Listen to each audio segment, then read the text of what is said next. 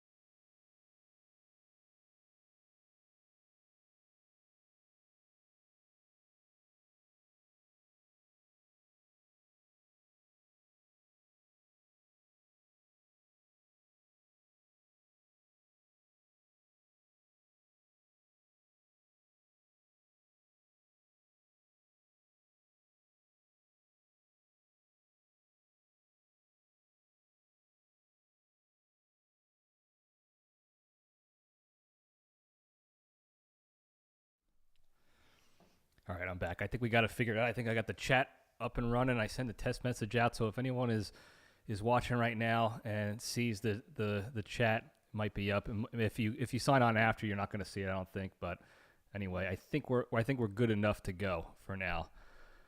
So as we wait for the first pitch, who knows when it's going to start? It's supposed to start 2 minutes ago.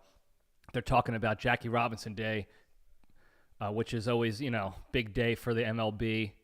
Love Jackie Robinson. I wish he was one of the players, as you go throughout, like, baseball history, especially if you're a fan of baseball, growing up through childhood. There's always, like, a list of players that you wish that you got to see play live, or even on TV while they were playing. Jackie Robinson is certainly one of those guys. A legend of the game for so many reasons. But he was also like, he wasn't just a guy that broke the race barrier in the MLB. He was also immediately a top player in the entire league as soon as he got in. So for all those aspects, it would have been great to see him live. He's one of those, Mickey Mantle is another guy, Lou Gehrig, guys like that. I wish I got to see Barry Bonds in a live game, like at a stadium, but I got to watch him on TV, do his stuff with, back in the day with the Giants. So anyway, we got Lewis Heel is on the bump for the Yanks tonight. I think this is his first start of the season. I think he was dealing with some injuries and what have you. So it's good to see him back. That's a fresh arm. So hopefully he's got it dialed in, and hopefully the offense, helps him out a little bit, because they've been a nightmare. As I was saying previously, I talked about this on the LPDS, the most recent episode, if you tuned in. They reverted back. The Yankees reverted back to their nightmarish offensive situation. When things got stressful, when guys started, struggling at the plate, instead of continuing to what they were doing in the first few games of the season, which was what I like to see, like trying new things, changing things up, mixing it up, they just reverted back to being terrible baseball players, swinging at the first pitch no matter where it is, not adjusting to the count, not making a pitcher work, and just going right back to strikeout city and hope our bat connects to a ball so we can hit a home run. And that's how we're going to win. As Heel gives up a base hit to left field as a ground rule double for Nito on the Angels. I forgot how to pronounce his name. So, leadoff double. That's a great start for Heel. Man, that was a hanging slider right down the poop chute. Not what you want from Heel. Look, first game back, he's got a little bit of jitters probably. He's got to get his wits about him. And you would think this is a good game to do it with the Angels, but unfortunately the Angels are putting it on the Yankees this series. Speaking of which, here comes Mike Trout, who has 3 home runs in 2 games against the Yanks so far. Oh, he flies one up. Thank God. Flies one up to Judgy. Camps underneath it. He's going to throw him out at third. Oh, Nito faked the tag. Judge would have smoked him. He would have smoked him. And, of course, playing third, Ryan McMahon. Once again, the guy's got 2 hits this season. He's not even batting his own weight. He's not even batting Randy's weight, my dog. It's just tough to be a part of. Not really happy about that. But that's Boone. That's what he's been doing. He's also been platooning Ben Rice, who I think is benched again tonight. Zeal steps off against, how the hell do you pronounce this guy's name? Nolan Shanuel? Maybe. Shanuel? Benches Ben Rice, platooning him with Goldschmidt. Now, I don't dislike Goldschmidt, as Shanuel grounds out to Jazz. Jazz actually makes a throw and doesn't lollygag around. Good for him. So we got 2 away now. Nito moves over to third.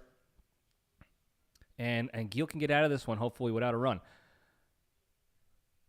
Oh, good. Ben Rice is in the game. I'm looking at the lineup on the TV now. It looks like Ben Rice is in the game. They didn't platoon him. But that's what they've been doing. They've been switching out, and Boone's bragging about it. He goes with the analytics. He's an analytics and nut job. I said it before, and I'll say it again.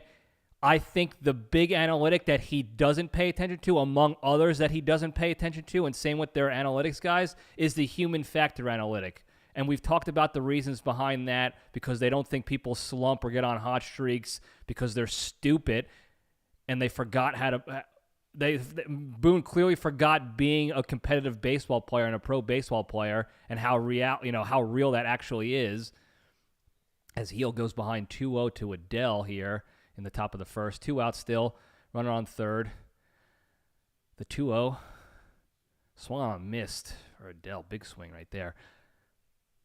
So he platoons Ben Rice with Goldschmidt based on the pitching matchup, lefty-righty. And they say, it's because Ben Rice is a lefty batter and he's not as good against lefties. And there's two things behind that I hate about this. One, Ben Rice is your hottest hitter on the team right now. I don't give a shit what you believe. No hot streaks, no slumps. You're wrong. He's the hottest hitter almost in the league. He's actually getting Cal Sheet percentage points for MVP based off the hot start he's had. And only a few players are getting that right now. So that's number one. Number two, how do you expect a guy to get better, quote unquote, better at hitting lefties? As Adele lines that up to, who's in center field? Oh, Grisham's in center field, and he puts it away. So that'll do it for the top of the first. Not bad for Heel. Only gave up one hit. Pretty good. So anyway, as I was bitching, how do you expect a professional ball player to get better at hitting against lefties when you don't play him against lefty pitchers? It doesn't make sense. The third thing I'll say about it is he's a professional ball player. He's good enough to hit lefties. He made it that far. You guys thought he was good enough to make it to the pro level. That means he's probably good enough to eventually hit lefties. You said the same BS excuse about Wells, and you eventually started hitting him more against lefties than he's been doing better against them, despite his other issues that he's dealing with. So why not your hottest hitter? And then he's sitting there bragging in his post-game interviews. He's like, I think it's great that at any moment we get to take the hottest hitter and put him in the game and scare the other team. That doesn't scare them, first of all. Nobody's sitting there like, oh, shit, they got Uncle Ben waiting in the wings for us. Second of all, it's the hardest thing to do at any level of baseball is to come cold off the bench for a pinch hit at bat and then expect to do well. Go look at anybody's pinch hit statistics. Their numbers are always lower than if they play every game or play regularly. It doesn't make sense. So I don't want to hear that crap. I think it's a bullshit excuse. And I'm just tired of Boone and the stats guys. And at the end of the day, it's on Cashman and it's on Hal, really. Because Hal doesn't have the scruples to get rid of Cashman, who's ruining the team. Creature, welcome to the chat. Second start for Heel. I missed his first start. Oh, the Rays. Oh, yeah, that's right. Where they got swept by the Tampa Bay Rays. That was, I wanted to forget that. I think my brain just wanted to forget that altogether, because that was an absolute poopy doo-doo of a series. You're absolutely right. As Grisham steps in, he takes ball one from Kachanowicz. Who the hell is this guy? He's probably going to shove it up their ass. Hopefully not. I always want the Yanks to prove me wrong. As he takes ball too high. Hate this angle, by the way, if you're watching on TV. I know we're about a 20-second delay between the stream and the broadcast, so if you're watching on like MLB.TV or Prime, you could try, pausing for 20 seconds and then hitting play and seeing if that will, that lag will catch up with the stream, so you have a better experience as Grisham grounds out to first base for out number one. Maybe that'll do it as far as the delay, because I know, it's a better experience for you guys if there's not a delay. But we do what we can here. I think the 20 seconds is the best we're going to get for now. And hopefully it's not much more than that. The last I checked, it was a 20-second delay. So that's not terrible, I don't think. Anyway, Ben Rice, thank God he's in the lineup again as he takes ball one. He's batting .362, 4 home runs, 13 ribbies, 1.245 OPS. I know people love the OPS, and that's a damn good OPS, even though it's the beginning of the season, whatever. Grounds it up the middle. The shortstop makes a really nice play to get him out. I don't know who the shortstop is, but nice play. I need to. Oh, it's Neto. Zach Neto? Is he Italian? I don't know. With a name like Zachary, that's not really an Italian first name. The Angels, by the way, have Oswald Peraza at third base, ex-Yankee. Really would love for him to be the third base for the Pinstripes right now, but we have McMahon, so don't worry, folks. As Judge takes strike one on the inside corner there. McMahon, I can't get over how they keep starting McMahon. Put Volpe in at this point. I think that's the trick. As Judge takes strike two on the outside corner, a little slider there. Not a bad little slider. I wouldn't have swung on it either, I don't think. But what do I know? Not a bad delay. One pitch so far. That's not bad. Okay. That's pretty good, I guess. Pretty good for the delay here, then. Kachanowicz. Never heard of this guy before. Well, he plays for the Angels. I don't know anybody on any other teams, basically. This Judge takes that one outside. I like to pay attention to every pitch of Judge's at-bats, Stanton's at-bats, because I love Stanton, even though Judge is better, clearly. As he swings at that one. Did he just drive that one out? Get out of here, ball! Judgy! This is why you pay attention to Judge at-bats. This is why you pay attention. Low outside fastball. He cranks it to right field. See you later. Take a hike, pal. That's why you pay attention to every pitch. I'll bitch about other people when they're at-bat. I'm certainly not going to pay attention to McMahon's at-bats. This is why I watch Judgy, because at any moment, this giant bastard monster could park one just like that, and right away the Yanks are up 1-0. This is their only bat, and Ben Rice right now. They rely on Judge solely. Anyway, here's Bellinger. Great at bat, Judgy. It's like we were reading minds. It was like we were mind melding. He's like, "Oh, you're paying attention? Here. Take this home run." Now I'm nervous because now Trout sees that, and he's going to probably try to do some damage himself as Bellinger fouls that one off down the right side. Correct me if I'm wrong. Anybody notice Bellinger? I don't know what it is. It's almost like he never gets his front foot down on time. It's almost like he's caught off guard by every pitch with the very quick herky-jerky step that he does. Maybe I'm just seeing it wrong, but it always looks like that, and he gets a lot of rollover Randys because of it, and then if the ball isn't like exactly in the lowest part of the strike zone for him to actually hit like a line drive because of his natural uppercut swing, he's popping it up or rollover Randy in. And I don't know if it has to do with his timing right now. It's just a little off. As he draws a walk, shuts me up. Good. That's what you got to do. That's what I like to see. I always love to see this stuff. You don't have to hit a home run every at-bat. Just get on base, get to the next guy. Now you got Giancarlo Stanton. This guy can take a guy's head off at any moment. And if he does that, now it's 2 runs. It's because you got on base, because you got to the next guy. Good job, Belly. Stanton comes in. Man, I hope he hits an absolute piss missile. Good take on that slider. On the inside part of the plate for a strike, but you don't want to. You don't swing at breaking balls first pitch unless they're hangers. You don't need to. And that's your kryptonite, Stan, is sliders. So don't take them. Fastball low and away. 1-1. That is the one thing that old Stanton can't lay off of is those outside slide daddies. And he's getting better at it, but every once in a while, lately, the past couple games, he's been swinging at all of them as he rips that one foul down the right field line. That was a fastball. That's one thing I'll never understand. I'm never going to be mad about it, but I'll never understand it, is any pitcher throwing a fastball to Stanton.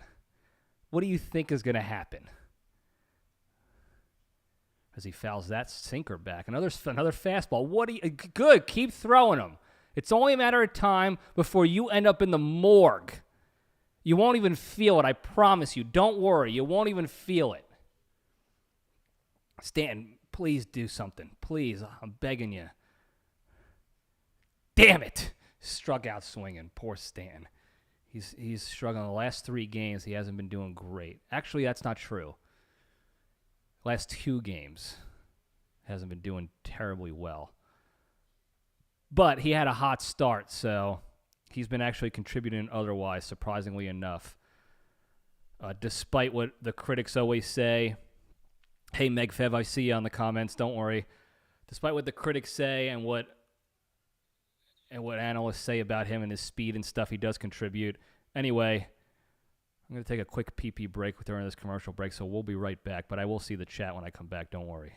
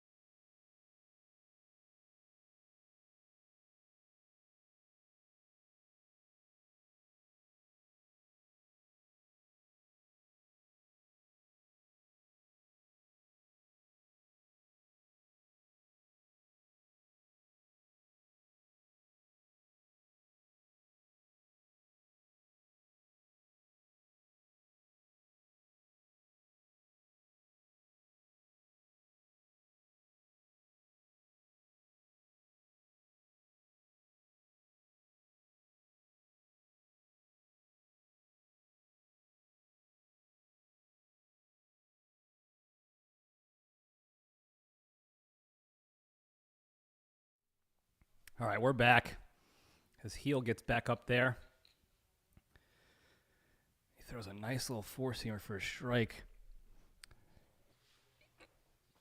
Heel, if I remember correctly, has some good natural movement to his pitches. I could be completely wrong. I don't remember. I haven't seen him pitch all season, and I wasn't paying attention when he was pitching against the Rays because nobody wanted to watch that series. It was an embarrassment.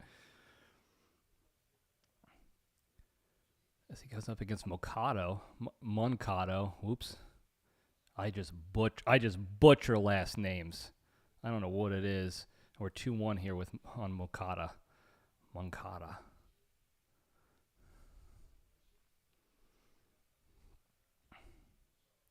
There's a high heat for you. Evens up the count 2-2. Yeah.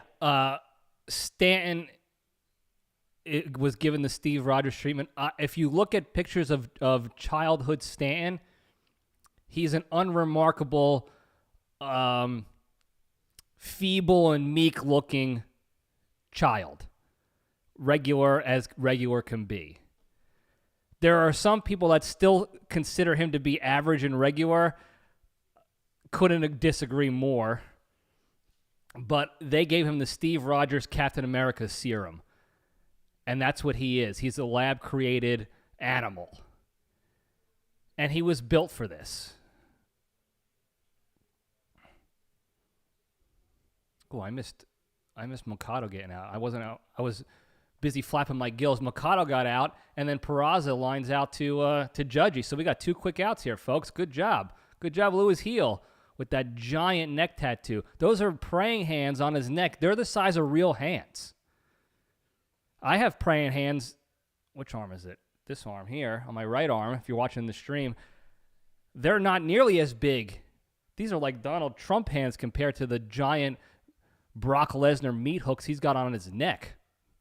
That had to hurt. I don't know who wants to get a neck tattoo. He also has an Adam's apple tattoo. Wet Cat should get one of those. He's up against Lowe now. 1-1 on Lowe. I don't know Lowe's first name. Some jabroni. So he grounds it through for a base hit. Cabrera playing shortstop. He's playing up the middle. I guess the stat guy said this guy pulls the ball a lot, and then he decides to go opposite field with that hit. Went with the pitch, just like a good hitter does. And Cabrera continues his absolutely unremarkable shortstop stint here while Volpas is still hurt. And at this point, I think as Ohapi takes ball, a strike one, good, high strike, up and in. At this point, I think the Yankees are purposely keeping these bums in the game, like McMahon and even Cabrera, who's hitting decent, I guess. There's a strike two on the outside corner with that sinker. Nice location there, painted the corner. I think they're keeping these bums in so that we hate them so much we look forward to Volpas coming in. That's the trickery that they're pulling because they need to rebrand Volpe. They already ruined him with that next, Jeter Jr. bull crap that everybody saw right through. And that set the kid up for failure. I feel bad for him because he's so far and away not Jeter, and it's screwing with his head.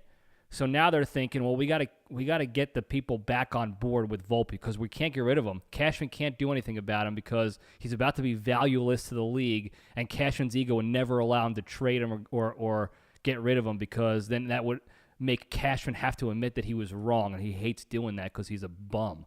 He's a jabroni, weak beta bitch boy. So this is what they're doing. We have to rebrand him, so we're going to put these other scrubs out there like McMahon who can't hit off a tee right now. And then when Volpas comes back in, we can move Cabrera over to third or Rosario to third, and everyone will be welcoming Volpas with open arms.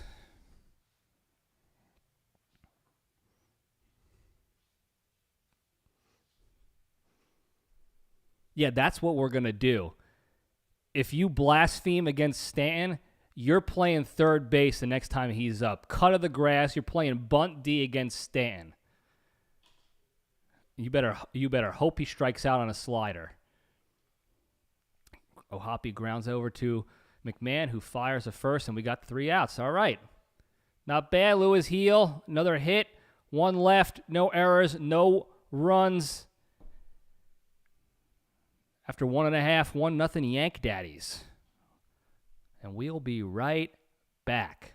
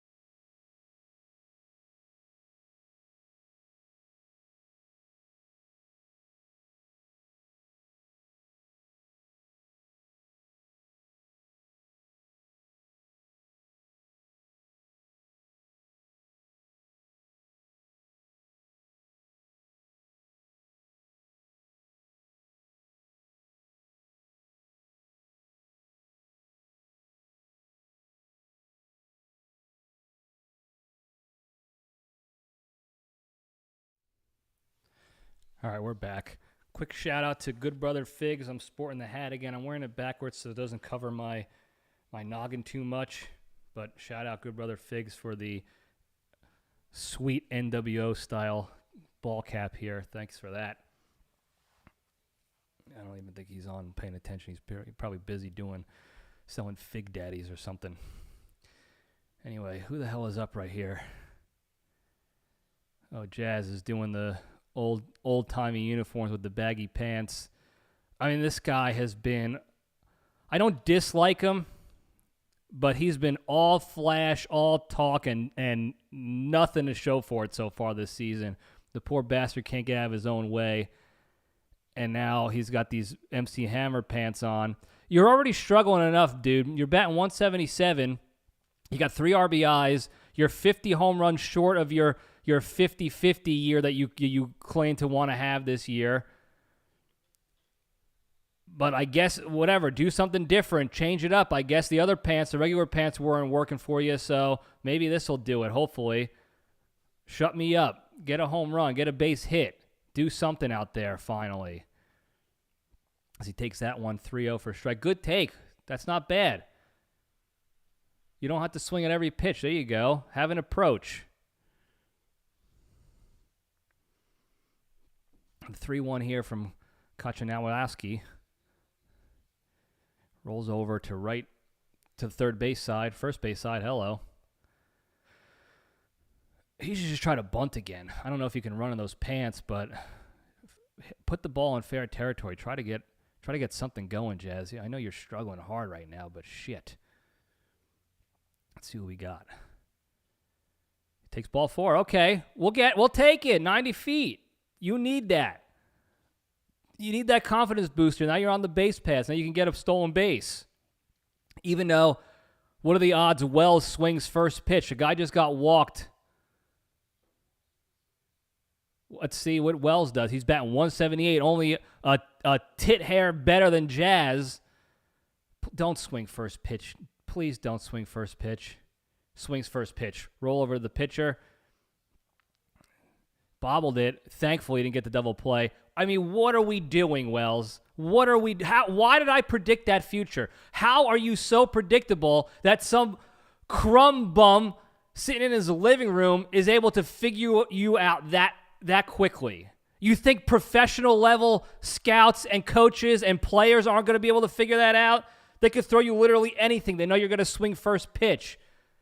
He just walked the guy on basically 4 straight and 1 foul ball. What are we doing?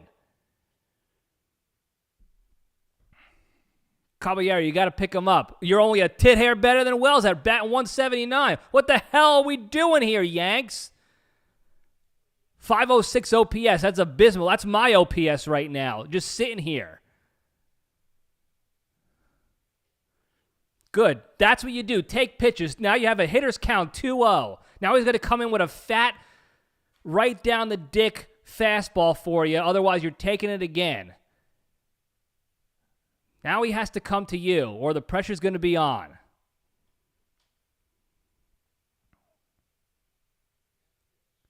Good take, 3-0. That's what you do. Wells, it could have been you, Wells.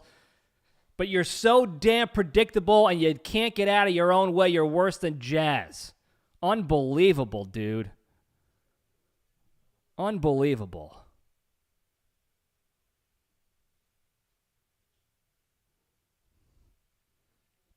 Great at-bat copy. I mean, it could have been 3 walks in a row. We'll never know because Wells has to swing first pitch. Because that's probably what the stat geeks, the pocket protectors tell him to do.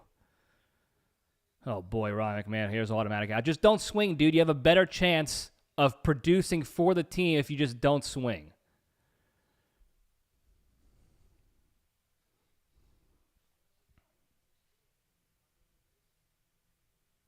I thought he was going to make an adjustment too. He wasn't doing bad in the World Baseball Classic, but it's the Yankees are their kryptonite. Their coaching staff, their hitting coach. Who is it? Is it Corey Davids? Who is their hitting coach? The last 5 batters have a sub 200 batting average. That's embarrassing. Shout out to the spelling of steroids, by the way. I did see that chat. Okay, fine. Take that pitch. Strike 1, that's fine. He has to come in there with a strike. He just threw 4 straight balls. Make him throw strikes again. Plus, you stink, so you're better off not swinging anyway, McMahon. The 0-1 from Kojanowski. Oh, ground ball, second base, out. Shocker. 2 outs. That's okay. Second and third, 2 outs. Got 2 runners in scoring position. It's not terrible, McMahon. Whatever. Almost a base hit.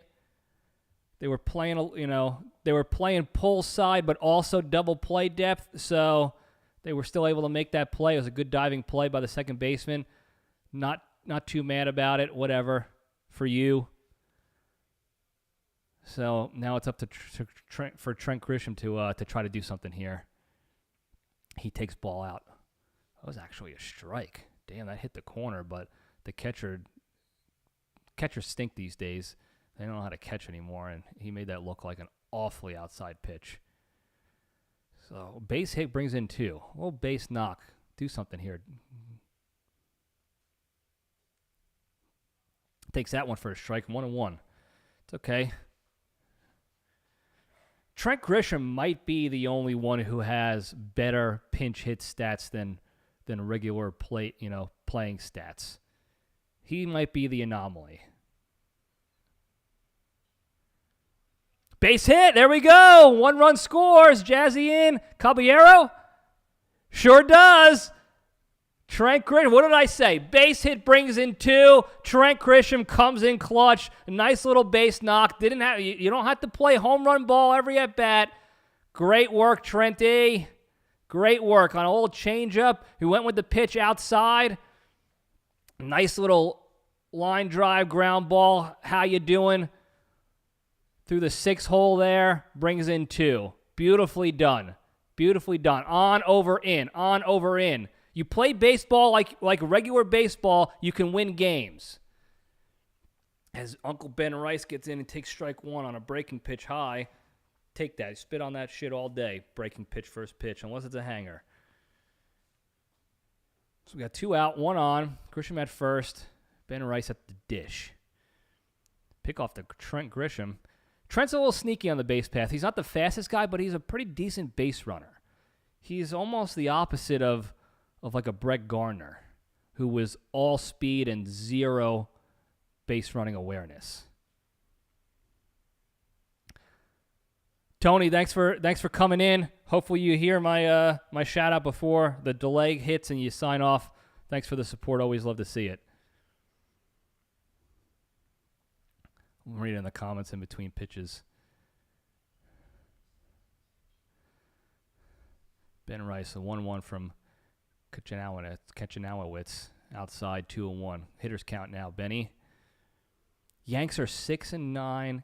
They're 6-9 in the lineup. Is the second worst productive in MLB behind the White Sox. And the White Sox are basically all rookies on that team, pretty much. Ooh, as Ben Rice takes a fastball right down the poop chute for strike 2. Not sure what he was looking for on that pitch. That's a hitter's count pitch to mash. But 2-2 now to Benny.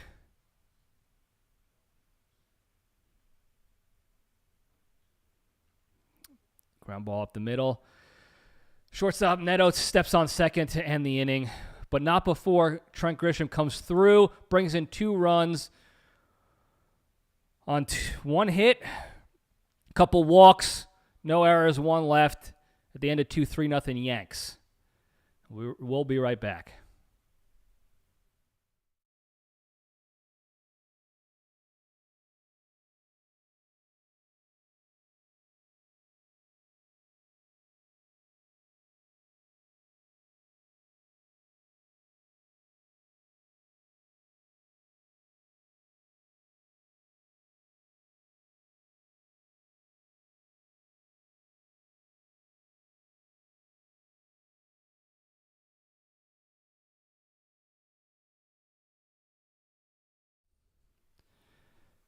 All right, I'm back. I'm reading comments here. Do some shit talking with the chat, folks. Thank you for your support, by the way. Is this camera centered? Good enough, I guess. That's 6 through 9 being the second worst for players, I mean, the 6 through 9 guys, there's 0 rookies in the Yankees lineup. They've all been with the team since last year and played in the league for a number of years. That's just tough to be a part of. Tough to be a part of. And you thought last year when Volpe was the 9th spot, he was a guaranteed out. We're talking 3 to 4 guaranteed outs in the lineup right now. That's tough. That's tough to be a part of. And they're not doing it. They just stopped changing things up and trying to do things differently. And I don't know if it's the coaching staff telling them and enforcing them. I don't know if that's just like muscle memory to revert back to what you're comfortable with, which is shitting the bed. I don't know what it is, but it something needs to change. Cashman needs to go. Boone needs to go. The stat team needs to get replaced. The rest of the hitting coach, he's clearly, the hitting coach is a nobody. It's got to be a mannequin. That's it. It's a mannequin made out of the same stuff they made Stanton's legs out of. It's just styrofoam. It's just moldable insulation. It's unbelievable. Oh, boy. Frazier just cranked one to right center, gone. Damn it, heel. Served that one up right down the dick. As soon as he let it go, it was almost a guaranteed home run. 398 on that one. 104 exit velo from Adam Frazier. Don't know anything about that guy, but that's not what you want. Not what you want from heel. So they cut into the lead. It's now 3-1 Yanks. And I don't know if it's just the Yankee, like the ballpark is a hitter's ballpark, the short porch over in right field. I mean, right center is not that short. As Neto gets back, the top of the order is back up. He takes ball 1. But I don't know. Historically, the Angels, you think the Angels are coming into town. This should be a sweep. If you think about it, the last 4 series the Yankees had, actually every series, I'm thinking back now, Giants, Marlins, Rays, Athletics, Angels. They should be undefeated. All those teams have been historically bad the past couple of years. Now, the Giants I thought were going to be better. They're having a slow start to the season, so I guess maybe we won't count them. But they still swept them. I believe they swept them. Did they sweep? Yeah, I thought they did. They won the series at the very least. But every other series, it should have been, I guess the Angels got better. Like I said, I don't know anything about them as Trout takes strike 1. But, I mean, they have Trout. Reed Detmers pitched a gem last night for the Angels. So I don't know if that was a fluke or if he's a historically good pitcher. I recognize the name, but that's about it from him. I don't know anything else about him. Besides, I know he's been in the league for a minute. But I don't know. Somebody correct me if I'm wrong, if you have better intel. But there should be no reason why the New York Yankees, the team that all the analysts keep saying, oh, they're probably the best team in the American League this year, 2026. That this is going to be it for them. Cashman, of course, says it. If you're supposed to be that good, these should be guaranteed series wins and maybe even sweeps. As Heel strikes out Trout. Wow, good for him. So there you go. It's 2 outs now. Is it 2 outs? Yeah, got Neto out before. So I don't understand, if that's the case, if the Angels are as bad as they're supposed to be, and same with the Rays, and same with the Athletics, then what does it say about the Yankees team?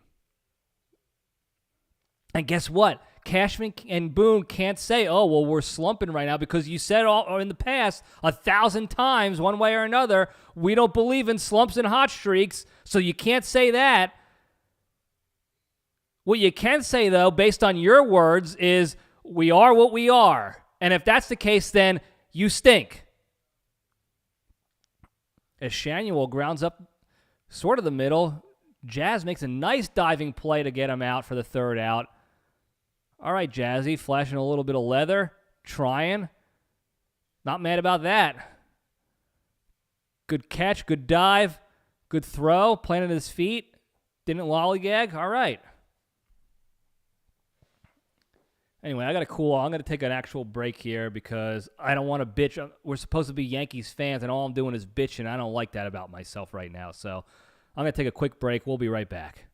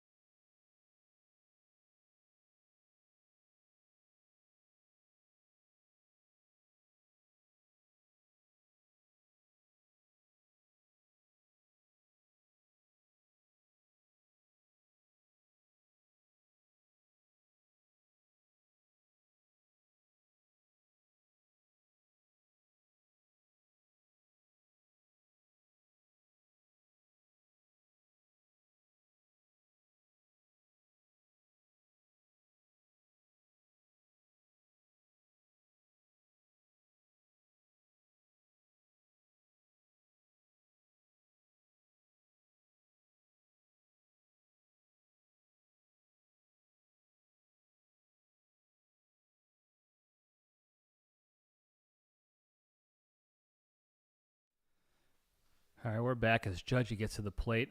He takes ball one outside. Got to pay attention to Judgy. 7 home runs on the year. He's only batting .246. He started off slow, as we remember. But he always starts off slow. Again, last year was a fluke hot start for him. So this is expected. What sucks is that the Yankees clearly still rely on him to get the rest of the team going. As he hits a hard ground ball at third base, bobbled by Moncado, still gets him on that. Judge, I don't know if Judge wasn't digging it out or what. I feel like he should have made that. I guess it was a quick recovery by Moncada at third base, Peraza on the quick bobble, quick recovery and throw. No, he was digging it out. No, it was a good play. As Bellinger gets up. And he steps late again. Again, maybe I'm missing the timing here, but it always looks like he's like, oh shit, I got to step and swing. Always behind. Maybe that's why he's not batting 300. So he fouls that one back. 1-1 now. It was our boy Peraza. You're right, Creech. I missed that one. It wasn't Moncada. I think Moncada or somebody played the previous games at third for the Angels, and they were talking about how he makes a lot of errors, and that's probably why they put Peraza in there. Also, Peraza's not a bad player. The fact that Peraza is platooning for the Angels, I can't be because the guy is that much better than Peraza. I don't know what the hell that's all about.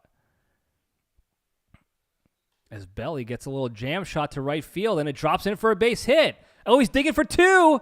He's got it easily. Nice little dubski for Bellinger. It looked like a little jam shot. Caught him in on the hands a little bit. Couldn't get the barrel out on it, but he pushed it out there in a little right center field gap there, just out of the reach of the right fielder. And Trout couldn't make the throw in time. Yeah, nice little bloop there. And now you're in scoring position because you hustled.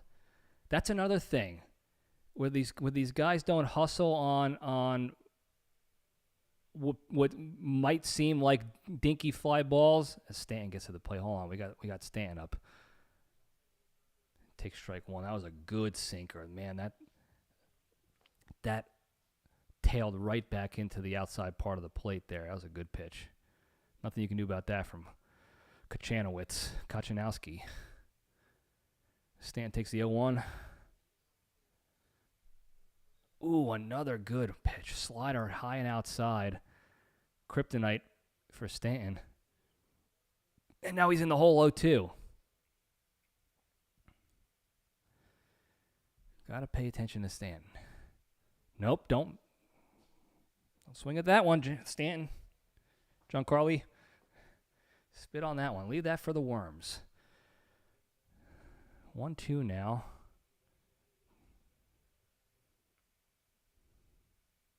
Oh, damn it. And he swung and missed. Strike three.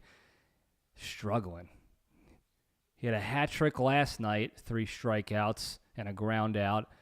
And he's quickly on 66% of the way there for a hat trick again tonight for his second strikeout. Damn, he was just underneath that.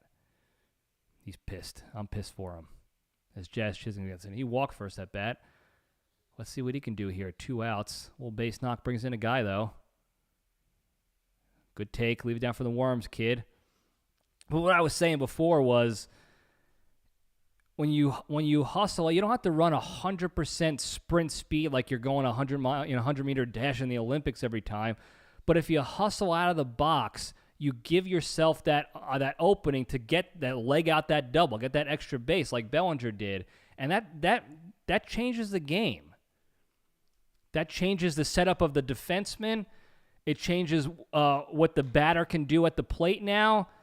It changes the approach of the pitchers. And I just don't think that enough teams care about that stuff or pay attention enough anymore. And I feel like it's hurting the game. I know everyone wants to see home runs and perfect games from pitchers on the mound and this and that because that's exciting. And people bring their kids to the game not so much because they care about winning, but they want to see Judge hit a home run or Stanton take a guy's head off. And I get that. I want to see all that too. But from a baseball perspective, as a fan, I want to see my team win. And I don't care how it happens. And statistically speaking, historically speaking, the best way to win is to play quality old school baseball. As Jazz strikes out swinging, shocker, and that'll do it. So, no runs, 1 hit, no errors, 1 left, and the 3-1 Yanks still. But that's what I always hope to see the Yanks go back to. Back to the old mid-90s dominant Yankees teams. Yes, they had better players overall to complement each other. So it sucks that they're leaving Judge almost in the lurch with no other consistent complements to him to help him out. They just rely too heavily on him alone. But that old regular traditional baseball, wear a pitcher out, make him throw a lot of pitches, get him tired, get guys on, get guys over, get guys in. The home runs will come. All that stuff, all the exciting shit will come. But what the most exciting shit is you're putting yourself in a position to actually win World Series more than just on a fluke occurrence once every 10 years. And that's exciting. Wouldn't you much rather your kid grow up seeing your team be perennial champions than these guys, kids growing up now, if you were born in 2000, that's 26 years. You saw 1 Yankees World Series championship. 1. So your entire existence is a team that everybody told you, yeah, we were good. We're supposed to still be good. Don't worry, we're going to get there. You're becoming Cubs fans. And there's nothing more embarrassing in the MLB than the Cubs fans right before 2016 when they actually finally broke the curse. Those were the worst fans in the game of baseball. Because all they talked about was, Wrigley is so rich in history and we're gonna be good again, don't worry. And they were hanging on to a 100-year-old World Series championship in Wrigley Field, the old brick shithouse stadium. That was it. It was embarrassing. Anybody who was a Cubs fan, I pitied them. And that's what Yankees fans are becoming, especially if you're a young kid growing up watching the Yankees now. You were born into your parents or grandparents telling you, well, we used to be good. And that's tough to be a part of. So I hope the Yankees start turning things around and stop worrying so much about these stupid statistics and analytics. And when I say that, I mean just that.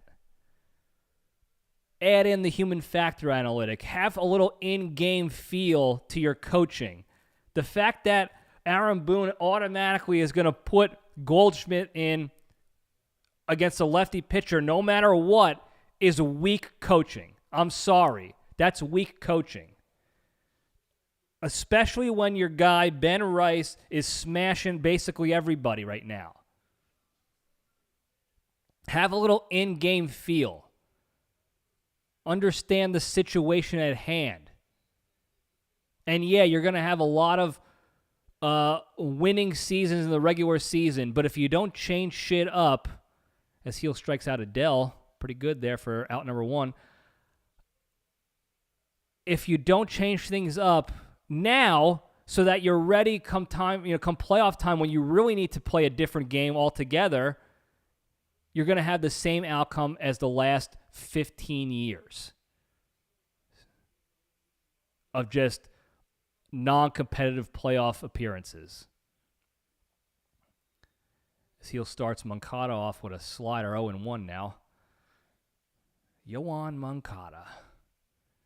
Is he DH right now? He might be DH. I don't know.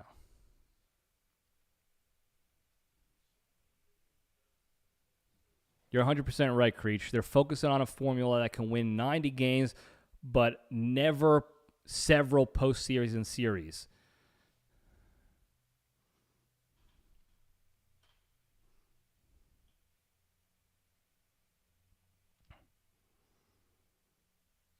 Swing and a miss. Strike three. Yeah, we did it. Nice job, Heel. 2 outs. Yeah, you're right. It is like the boxer that doesn't try to win individual rounds. And in my mind, I always feel like it should be the opposite. You focus on each individual round, and you're going to put yourself in a position to win the fight, win the whole thing. You follow that's the process, and their process is like the opposite. Because again, that goes back to what we've talked about in the past, is Cashman's idea that the playoffs is a complete crapshoot. As Peraza lines that one foul to the third baseline, he thinks it's just a crapshoot. All we have to do is get in. Everything else will speak for itself. We have the same chance as anybody else in the playoffs, and that's just not true. Especially when you have teams like the Dodgers who change things up and play a different game in the playoffs. Now you don't have the same chances because they made an adjustment. Once one team makes an adjustment, those chances that crapshoot is now gone. It's not a crapshoot anymore. Because now you're playing against teams who change something up. And they're going round by round to knock you out. And you're not doing that. You think you play by the same analytics and mindset as you do the regular season. And it's a different sample size altogether. And I don't understand how they don't see that. As Peraza takes that one down low for 3-2. Now full count to Peraza from heel. Nice strike out the side would be swell right now. If Heel can finish this fight right now, that would be real swell. 3-2. Low ball 4. Spoke too soon. I jinxed you. That's my bad, Heel. That's on me. I jinxed you. Got too cocky. Thought it was going to happen. And I blew it for you. That's on me.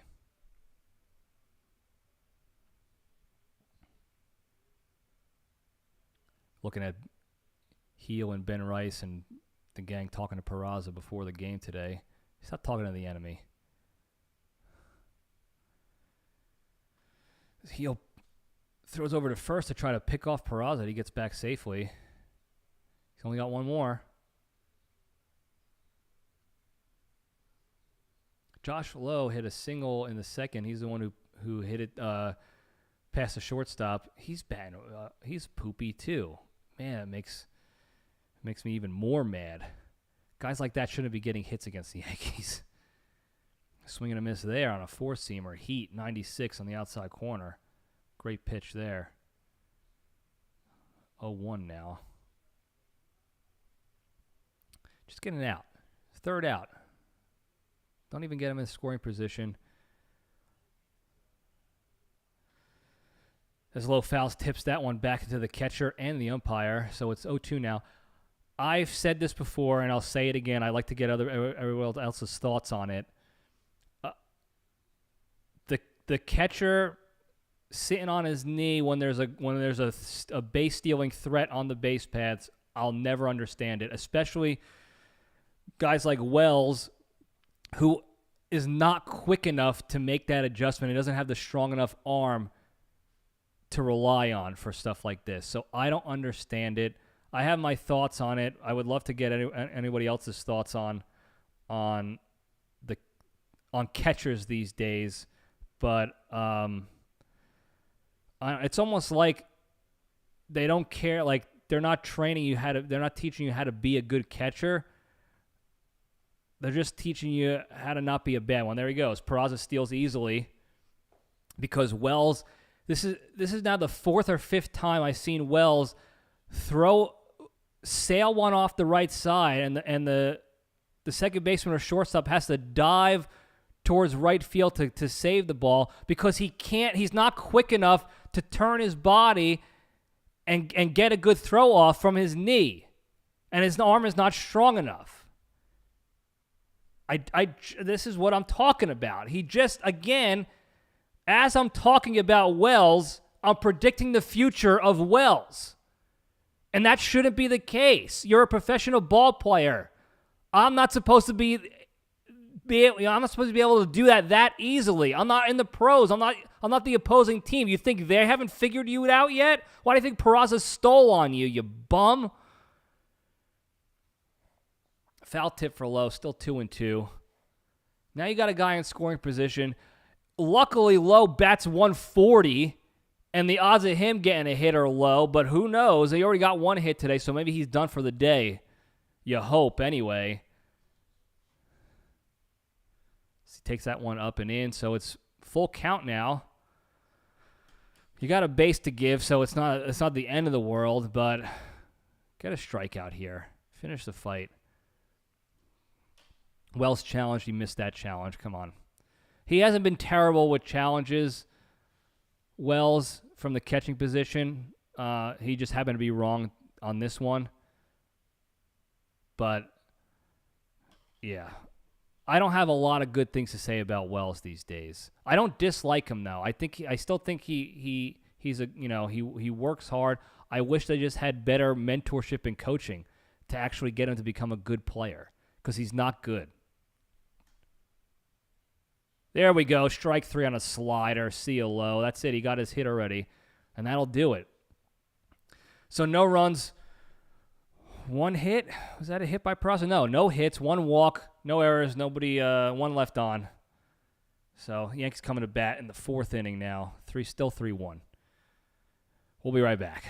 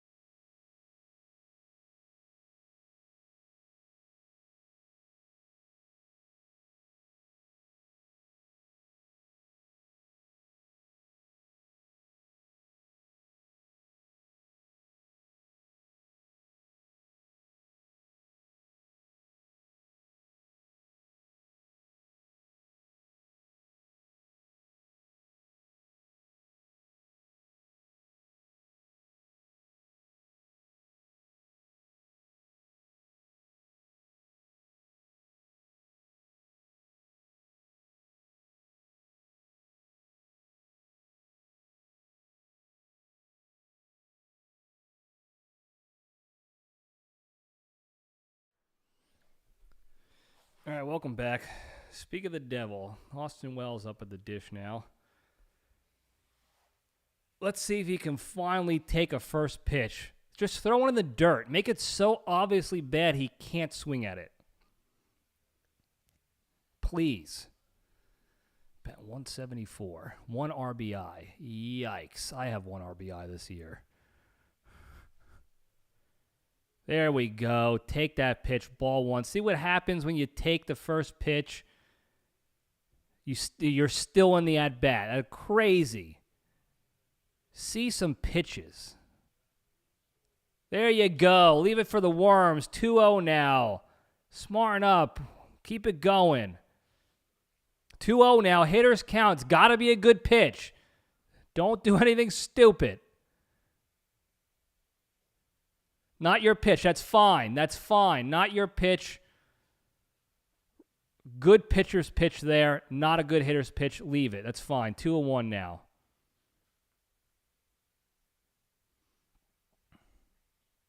There you go. Leave it outside. Leave it outside. 3-1. Hitters count again. Look for the meatball only.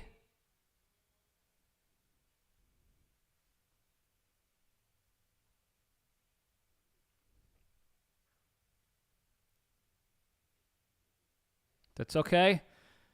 Got to come to you again. He hasn't thrown 2 strikes in a row yet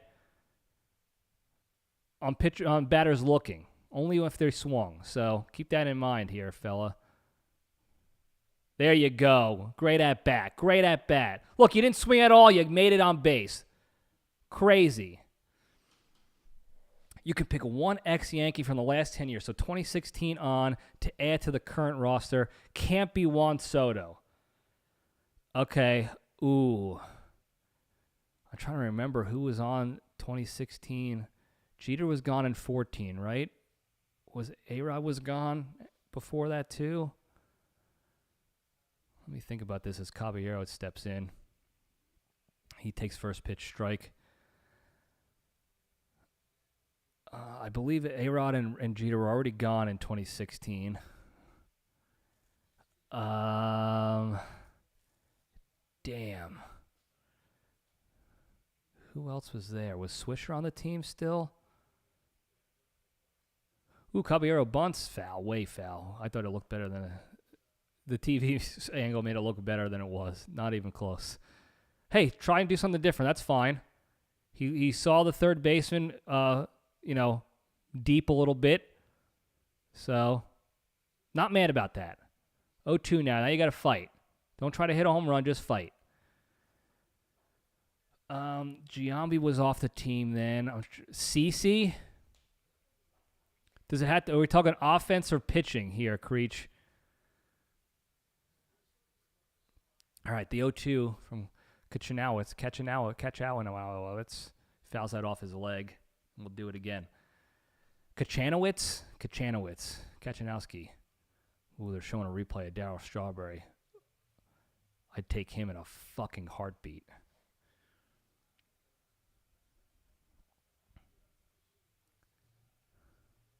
I'd take Darryl Strawberry back right now. I'd take 60-year-old Darryl Strawberry back. The 0-2 from Kachanowitz. Lined up the middle. Oh, it's going to be a double play. There's one on the first double play. Damn it. They were playing up the middle. Don't want to hit up the middle with a guy on first. It's okay. He fought. That's what you get. Certainly, Wells was not going to outrun anybody. He's not fleet of foot by any means. If we're going pitching, I'd say probably... I'd say CC. I believe he was still around in 2016 as McMahon swings a miss at the first pitch. Shocker, strike one. If we're going offense... Damn, I don't remember who else was on the team throughout the years. Didi, I liked Didi. There was a small window where Andujar was dangerous. I loved prime Andujar. I'd take him. I don't remember if Swisher was on the team in 16. I think he was long gone by then. Yeah, he was long gone. Just get hit, McMahon. Take it on the rib cage. Turn your back. Get hit. You're not going to get it on any other way. You can't hit for shit. That's what you got to step into that one and get your base. You bum.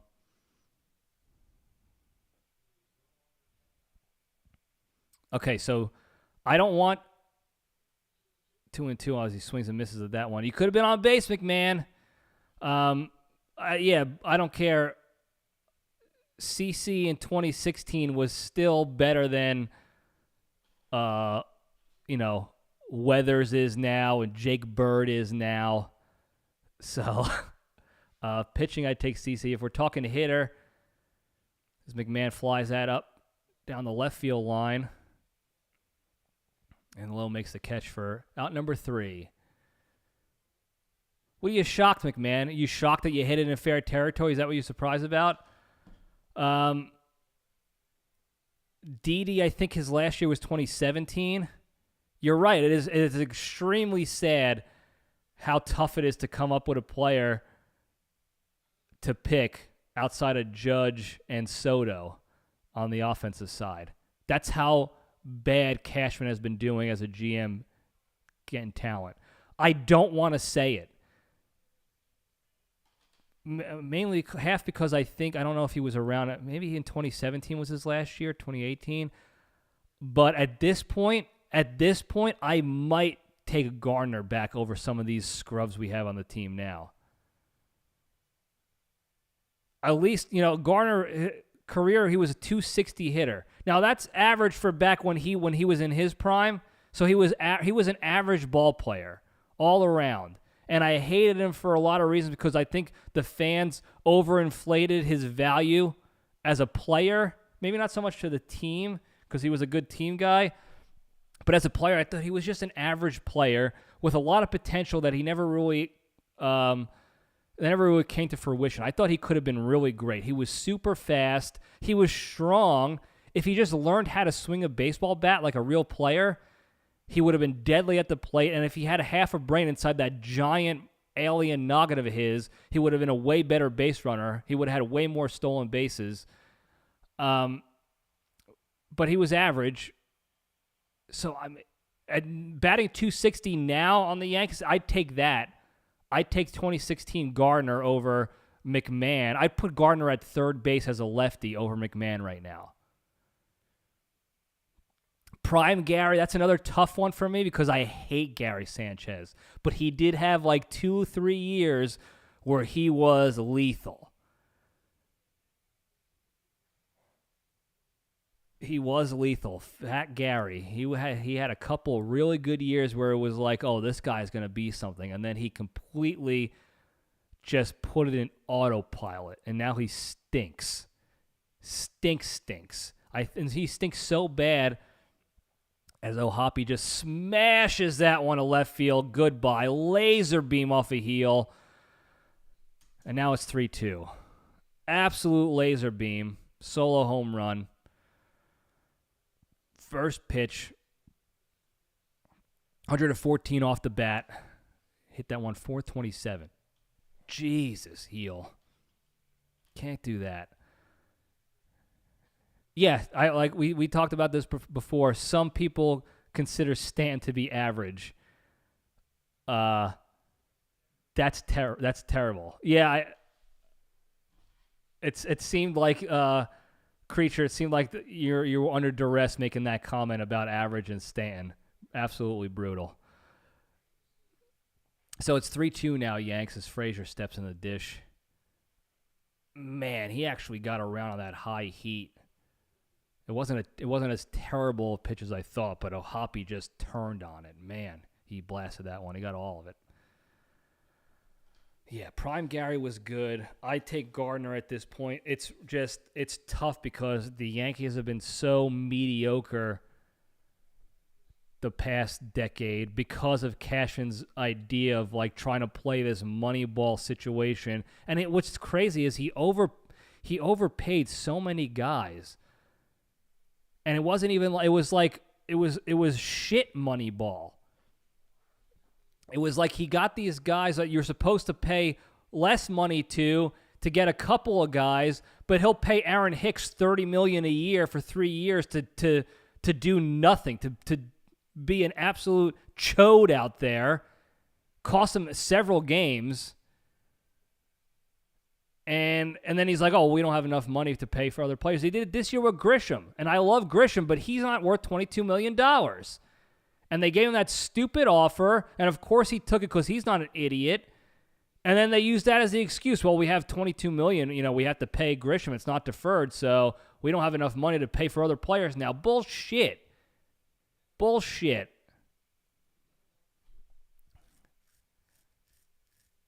Megfev, we know Marlon was at the helm of that last text about Stanton and steroids. Don't worry.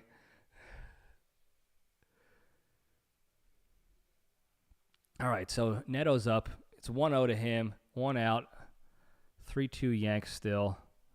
Pitch number 70 from Lewis Heel coming up. Old neck tattoo. That one's high. Leave that for the birds.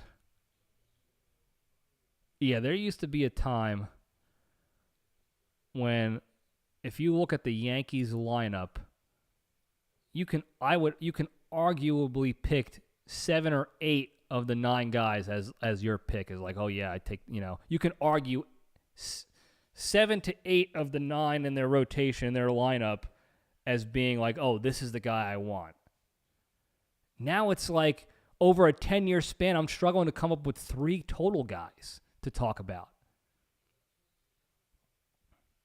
It's just, and I know the game, they keep saying the game has changed, but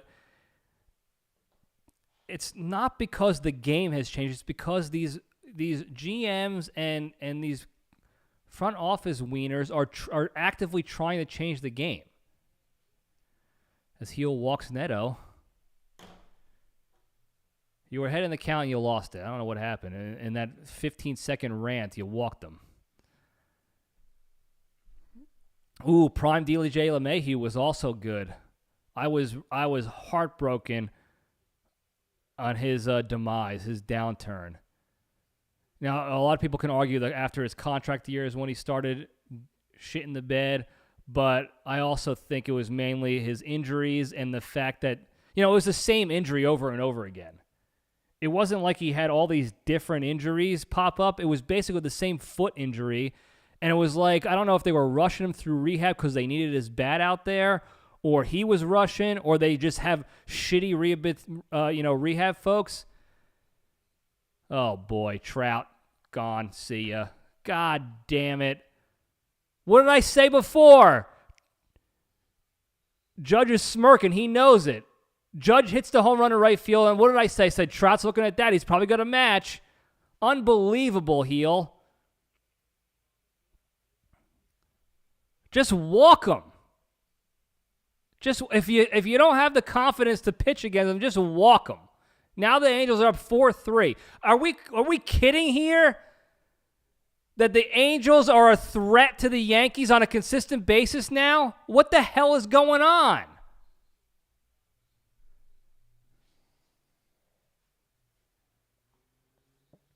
DJ LeMahieu, he had, from 2016 on, it was definitely him. I completely forgot about him. But it's him. You're right. Everybody else, forget about it. And maybe CeCe. I really liked CeCe. Especially when he was crushing boxes of cereal per day. I can't believe this guy gave up the lead that quickly. Unbelievable. And it's not all on Heel. It's only a second start. He's always been a wild card. As he's 3-0 to Shanuel, who is like, I guess, what is he, half Jewish, half Hispanic? Shanuel? But the Yankees' offense is not good. We're sitting here talking about what old retired players or players not on the team anymore we wish were back to save this team. That's how bad they are right now. As Shanuel swings and misses at that one, so 3-2. Get an out. Just get an out here. That's all you need. There's nobody on. Just get an out.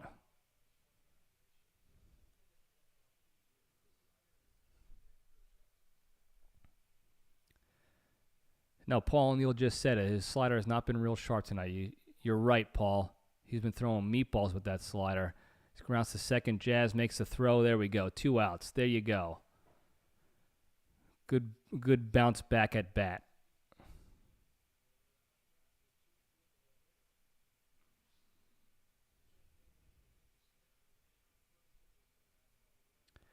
Wet Cat, I'd believe that only because the Catwoman has been around that long in our universe, in the Brotherhood here. So being around that long, she's watching a lot of Yanks games with you and going to games and stuff like that. So good on her. If she said that, good on her. If you're trying to prop her up to make up for the Stereods comment about Stanton, I appreciate the effort, but it's not going to work. Trout's parents are in the stands watching the game. His mom's sporting a real nice denim jacket. Ooh, a laser beam by Adele, but Caballero ate it up. Good for him. Good play by Caballero. I guess when you don't have time to think, you just make the play. Good.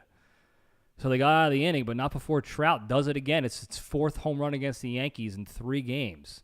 Unbelievable, this guy. Now it's like you'll want him to get injured again. Mr. Glass. Anyway, we're going to take a quick commercial break. I got a pee-pee. We'll be right back.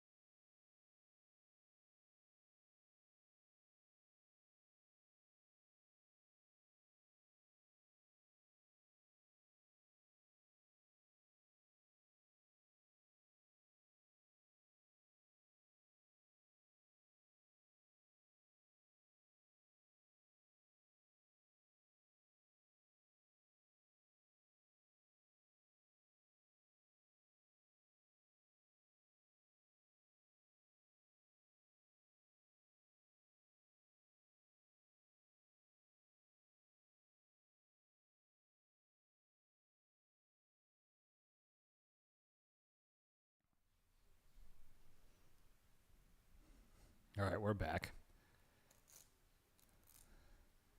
This is where I would be talking about sponsors and stuff, but we don't have any sponsors yet, and I'm not writing my own sponsors for this. It's too much. Anyway, Grisham's up. He's 1 for 2. First pitch, and he flies it up to center field. Ooh, left center field. There's a low camps under it for out number 1. Uneventful.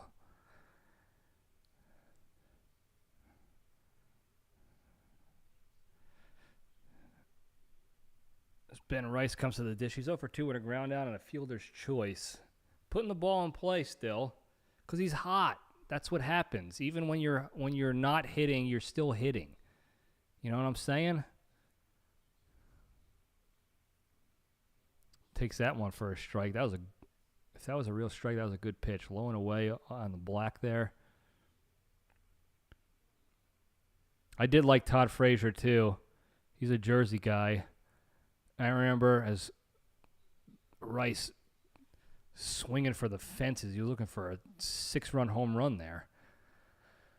I remember growing up in high school and stuff, we used to hear that Frazier was doing almost only forearm workouts, because he said that as Ben Rice rolls over to first base for out number 2, because he was saying how his strong forearms is going to get the power he was looking for and the bat speed he was looking for. And then he got drafted, obviously, and he played in the pros. And there was a couple of times, I think more than once, where he hit the ball off a bounce, where he got it was like a slider in the dirt, a curveball in the dirt, and he got caught on the front foot. As Judge swings at the first pitch, fly ball to first baseman in foul territory, but he makes the catch, and that's it. Quick 1-2-3. Good inning, Yanks. Great bounce back inning after they take the lead against you. First pitch swinging every time. That'll do the fucking trick. Anyway, there was a couple times where he got off on his front foot and he just forearmed these off the bounce and would get hits. One of them was a home run off a bounce. The ball hit the ground first, and then he hit the ball over the fence. And when I heard that, I was obsessed with forearm workouts. I was obsessed with them. Even in college, there was times where we would do our workouts for practice in the fall season and stuff. We had a workout regimen, and then I would do a separate forearm-only workout. Or I would also incorporate secret forearm workouts with our workouts. So if we were doing like bench press per se, I would put like a towel around the bar of the bench so that it was a fatter bar, so it would be harder to squeeze, and it would work the forearms that way naturally while you're doing the chest workout too.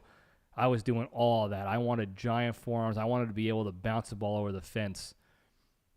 And if Coach just played me more, I could have done it. We would have won the World Series. Instead, I had to fight and debate whether I would take 2 pumps from Manny Reyes instead.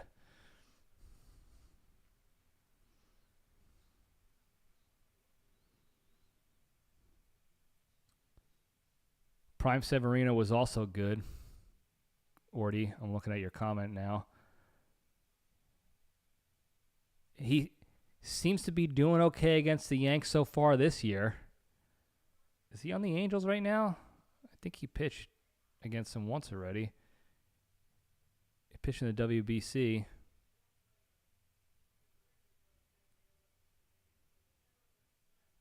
Talking Todd Frazier was an OG fitness influencer, and that was before social media. We're talking high school.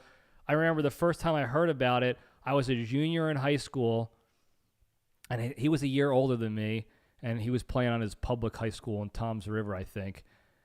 And our senior players were talking about, because they played summer ball with him and stuff, so they knew him. And they were saying, oh, yeah, Todd does just forearm workouts. And I went hard in the paint with the forearm work. I was word of mouth influencing.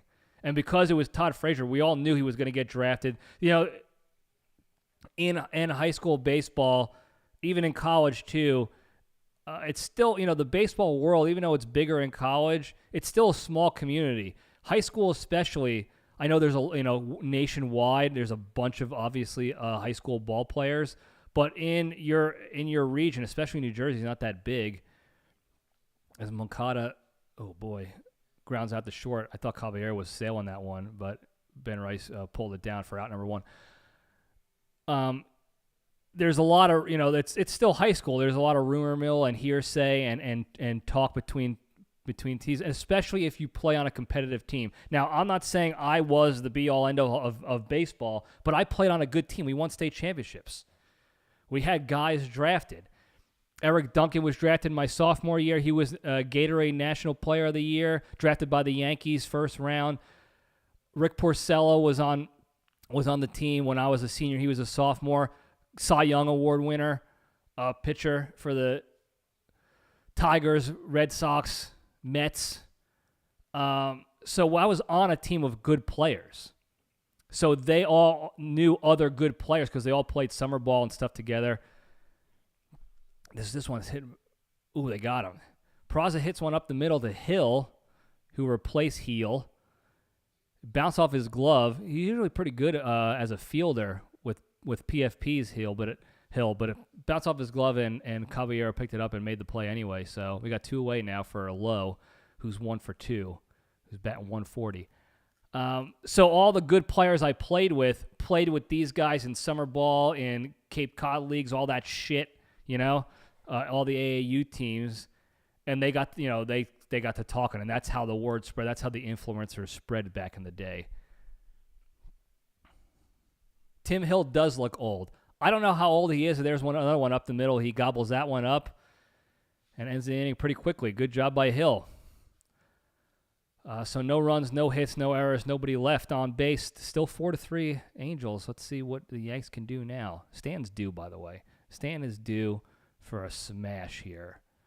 He's struggling. He needs one. We all need it as well. But yeah, Tim Hill is in his early 30s, I'd say. Maybe mid-30s. And he looks like, he does, he looks like current present-day Randy Johnson, who's pushing 60. He's definitely in his close to his 50s by now. He looks like that. And I think it's the mustache, but I also don't want to know what he looks like without the mustache. Because I think he's going to look like a meth head or like Cricket from Always Sunny in Philadelphia. Just out of his mind. And I like that. If you look back in the day, in the late 80s, especially early 90s, there was guys in the league that were 29, 30 years old, 31, 28, around that age. And they all looked like they were 45 years old at a minimum. Balding, big mustaches, crater-faced. They looked like they all worked in a coal mine together. Just hydrating exclusively on like Schlitz beer, or if they had a good month in the mines, they would get Miller High Life. Just ripping Virginia Slims or Cools or some off-brand cig, soft pack, of course. And meanwhile, these guys are 29-year-old baseball phenoms. I don't know how, and now guys here in this day and age, like Cody Bellinger looks like he's perpetually 18 and in detention for smoking pots in the locker room. And he's in his 30s. So Tim Hill he's a throwback. He is an absolute throwback. And I'm here for that. I like that. Thurman Munson, I thought was the coach. When I saw pictures of the team and videos of him, I thought he was the coach. But he wasn't. He was the catcher. He was just a regular guy. Ooh, as Bellinger lines that one down the line, but a diving stop by the first baseman for out number one. Good hustle by Bellinger, though. He almost beat it out. Great play, though. Now stands up. He's over 2 strikeouts. Man, a home run sure would be swell. Unfortunately, he's not swinging it great right now. So I'm not confident, but I'm hopeful. It was the greenies. It had to have been. They were popping those pills like it was nobody's business, ripping heaters all day. Keith Hernandez still rips heaters. Stan fouls that one back. It's 0-1. If that fastball was a half an inch in on the plate more, that's gone. Would have been gone anyway. He takes that changeup down in the dirt. Leave it for the worm stand. Great take. 1-1. Yeah, back in the day, it was the Wild West. Even in the 80s. I know way back in the 50s, 60s, a different era altogether. They still had to have full-time jobs, in the off season. Stan fouls that one down the left side. 1-2 now. They had to go work the farms Mickey Mantle had to go work the farms in the off season to pay to get a salary to live. But he swung at the off speed outside. Damn it, Stan. Hat trick. Quick hat trick for Stan. He is struggling. Damn it. Anyway, back, late 70s, early 80s, 80s, that's when it started becoming like, oh, these are professionals. These are big-time celebrity types now. So they're getting the rock star treatment. They're getting the rock star salaries for the day. And it was the Wild West. everything was, there was nothing off limits. Steroids was around, greenies, the upper pills. They were doing cocaine in the dugout. They were smashing fans, under the bleachers in between innings. It was a wild time. Ripping heaters in the dugout in between innings. As Jazz takes that one for strike 2. Quick 0-2 for Jazz with 2 outs now. Also struggling. Also hasn't hit a home run yet. He's also due, but I'm also not confident. Takes that changeup down and in for ball 1. So there you go. Take the pitch. You don't have to, maybe that's his approach now, is just don't swing. And it's a guaranteed way to not roll over. So that's good. As he fouls that one off down the right side. So still 1-2 now, the Jazz, but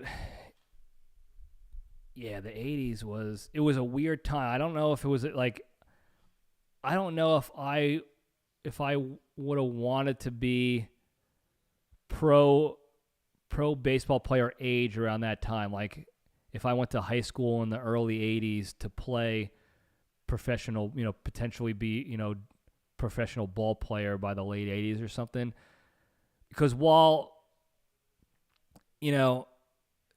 this pitchers weren't necessarily throwing as hard as Jazz strikes out, and that was a quick 1-2-3 inning. Great offensive effort by the Yanks tonight. Great job, guys.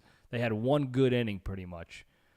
And, of course, we're going to go to another pitcher because that's what Boone loves to do. He loves to put 15 bullpen pitchers in the game and then wonder why they're all tired by the end of the week.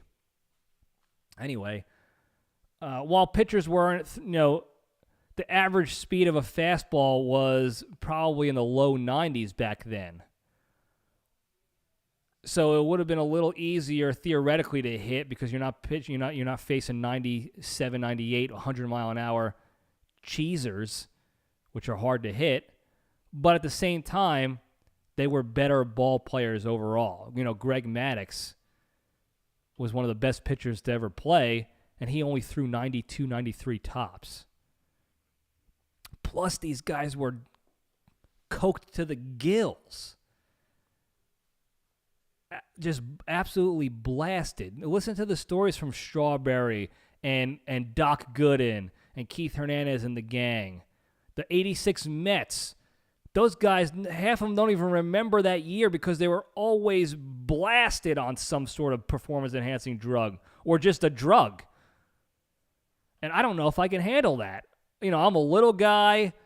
I grew up as a Boy Scout. I didn't want to break the rules. JPL3 was my father. He's the king of law and order. He loves justice and law, and there's no way I would have had any interest in that stuff because I knew the law was not on my side then. So I would have been in shambles if I was skilled enough to play back then. I don't know if I would have lasted. If I was skilled now, if I was skilled enough to play professional baseball in this day and age, I'd run the clubhouse. These guys are soft. And here's a hot take that I'm probably going to catch some shit for. And it's even tough for me to admit because I do love Judge. I think Judge is a freak athlete, baseball player, just a generational talent baseball-wise. But I do not think he makes for a great leader. I think he leads by example in his baseball play, how he hustles, how he doesn't showboat, how he tries hard all the time, and he's never dogging it, and he's never being stupid, and he maintains his composure. I think in that regard, he's a good example. He leads by example, but he's not a Jeter in the sense that he's going to get in his player's ass. He wasn't in the clubhouse after Jazz Chisholm shit the bed with that ground ball and the bases loaded, where Jazz didn't even know what play to make to actually keep to save the game, that he embarrassed himself in that post-game interview. Judge is not the guy to go get in his ass after the game behind closed doors and say, What the hell are you doing out there? You're a professional ball player. You need to know what to do with the ball before it gets to you. Get your head out of your ass. Judge is not doing that. He's absolutely not that guy. And in that sense, I don't think he should, I don't necessarily think he should be captain, as O'Hoppe gets jammed on that one and rolls over to Jazz, who picks it up and throws him out. So got a gift there as Cruz gets out number one. Judge is just not that guy, and that's a big reason why he's the best man for the job on the Yankees currently, I guess. But there was no requirement from the Yankees to name a captain every year. If you think about it, the last captains were Jeter and then Mattingly. And between Mattingly and Jeter was nobody for several years before they kind of officially identified Jeter as the captain. But I know Judge is a generational talent. He does lead by example for his on-the-field work, but he just doesn't seem like the guy who's getting in your ass in the clubhouse like Jeter would have. And I know that because there are stories everywhere about Jeter doing those exact things. And you can even see him in the dugout during games having conversations with guys after they fuck up and make mental errors. Jeter was there if they weren't hustling. They were being lazy. Jeter was on their ass. He wasn't a dickhead about it, it seemed like, or one of those that was just all talk and didn't, no action, obviously. As Neto takes strike one. Good pitch, good splitter there by Cruz. Judge is just, I don't think he does that. I think he's just like everybody, we're friends with everybody. You got to prop all these guys up. He probably had the conversation with Jazz. Don't worry about it, man. It's okay. You're going to turn things around. Forget about the fact that you don't know how to play baseball. Well, you'll get there. Nobody else seems to know how to play baseball either, so it's not like you're that far behind.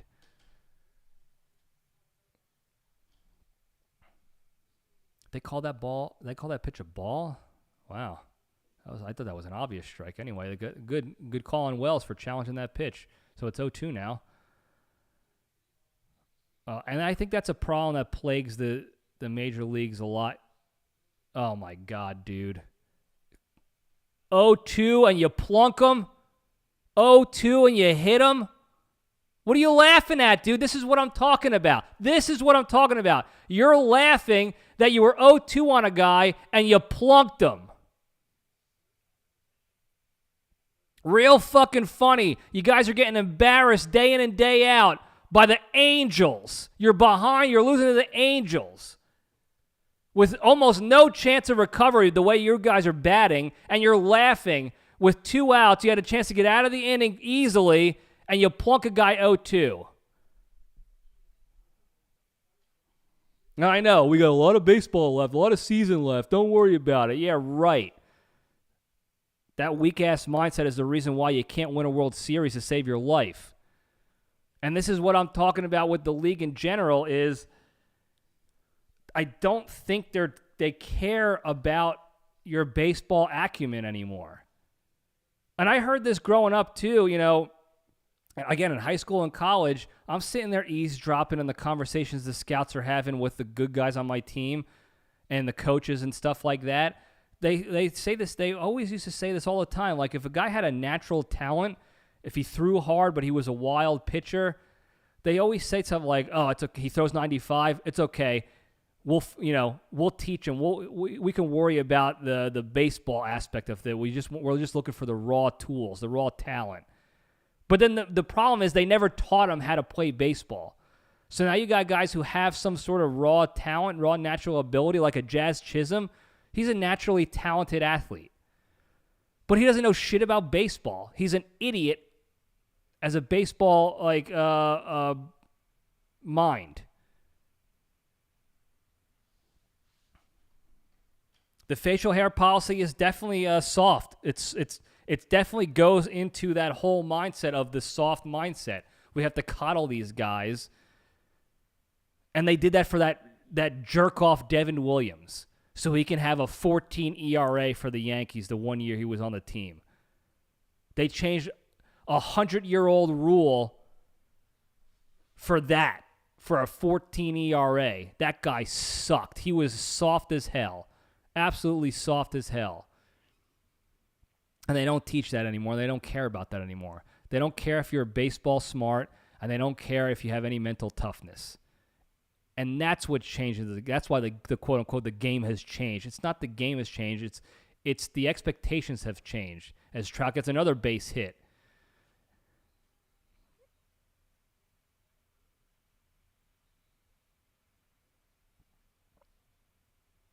Who was that? So Trout gets a base hit to left field. The dude who got plunked, is that O'Hoppe? Tries to round second, go to third, and he gets tagged out. Is it? Yeah, they got him. Are they going to challenge? No, they got him at third. So they got away with one there. But I guess I can't be too mad. They got no runs, so I can't bitch about that. Whatever. But we're going to take a break. I'm all heated. Wait, are they challenging this? They are challenging this call. Damn it. They're going to overturn this call. It's going to be bases loaded and 2 out.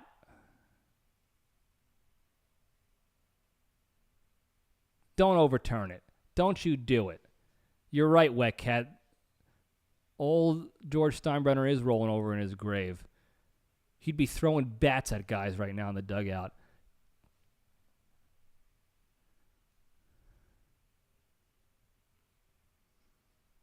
They're still reviewing this play. They're challenging that McMahon pushed him off the base, and that's what got him out.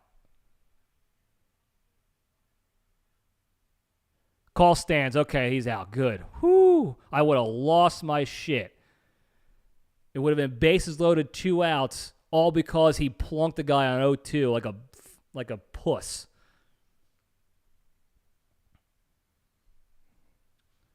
Thank God they confirmed that because he did. Yeah, I don't know. I thought he got out before he even pushed him off. I thought he had him in the chest before the guy touched the base, and I guess that was the correct answer anyway. We're going to take a break to go respect the flag with the playing of God Bless America. We'll be right back.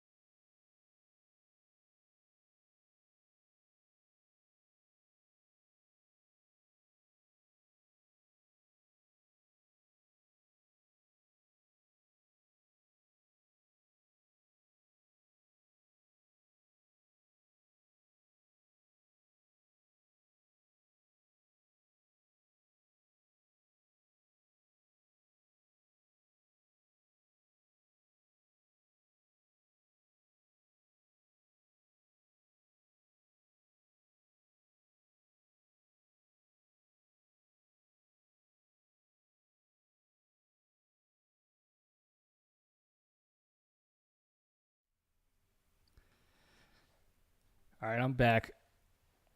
Do you guys remember? We're at a commercial break, but they just played a recording of Robert Merrill singing "God Bless America" for the 7th inning stretch. Do you guys remember Ronan Tynan? He was the Irish tenor back in like the late 90s when the Yankees were the empire. They were the team to beat. They were absolutely dominating the league year in and year out. And Ronan Tynan would come out and sing the God Bless America, the 7th inning stretch. And he would sing a different verse than everybody else usually does and then go in with the hook with the chorus, and he had 2 prosthetic legs. He was an absolute fan favorite. An absolute fan favorite until it came out that he was like bullying prospective buyers of houses in his neighborhood to not buy because they were Jewish. And it's not funny, but it was a little funny how quickly the whole New York fan base completely turned. Once they found out he was basically trying to get rid of or minimize basically the Yankee fan base from living in his neighborhood in Manhattan or wherever he was living at the time. And he got caught and he got canceled real quick. He was one of the early cancellations of cancel culture. And he had 2 prosthetic legs. He did hate them. Yeah, I look at the comments. I'm down for bullpen GM LPDS collab stream as Austin Wells comes up and swings at the first pitch again. Unbelievable, dude. Unfucking believable. The guy can't get out of his own. He can't help himself. He has to suck. Oh, he finally bunts. He's going to get a hit on a bunt. Look at that. Do something different. Get on base. Change it up. How about that, Wells? He finally listened to us. He finally listened. They're playing you pull side. You can't hit for shit. You swing and miss at everything. Push a bunt down the third base line. Beautiful. Thank you for shutting me up. Thank you. Great job. 2 at-bats he shut me up, and I'm happy about. He didn't swing 1 at-bat. He walked, and now this one he bunts. Holy shit. What a miracle. You actually play baseball, and good things happen. Who would have fucking thought, Wells? Take note, Boone and Cashman. Take fucking note. We know what we're talking about at the LPDS. And I think they're changing pitchers now.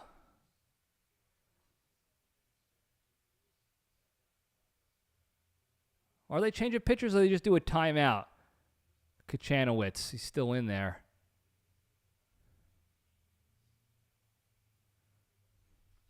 But yeah, I do absolutely. I'm excited to do a bullpen GM LPDS collab stream with the creature. We'll set him up here in the studio here. We'll get it all going. As Caballero swings at the first pitch. Luckily, Wells was stealing. Must have been a hit and run or something. Instead of hitting it to the right side, he pulls it because he can't direct the ball. And we got 1 away. But we got a runner in scoring position now. So that's fine. On, over, in. On, over, in. It was a hit and run. That's fine. Okay. Would have been great if he hit it right side, but he pulls it. I don't think he knows how to hit it to the right side very well. So, oh, McMahon, automatic out. Here we go. There we go. Swinging the first pitch. Swing and a miss. Oh, Randy's barking in the background. I don't know if you can hear him. Easy over there, Randy. Ghost again. The ghost in the backyard at night. Well, McMahon can't really, I don't know. He can't really hit into a double play here. It'd be real tough if he did.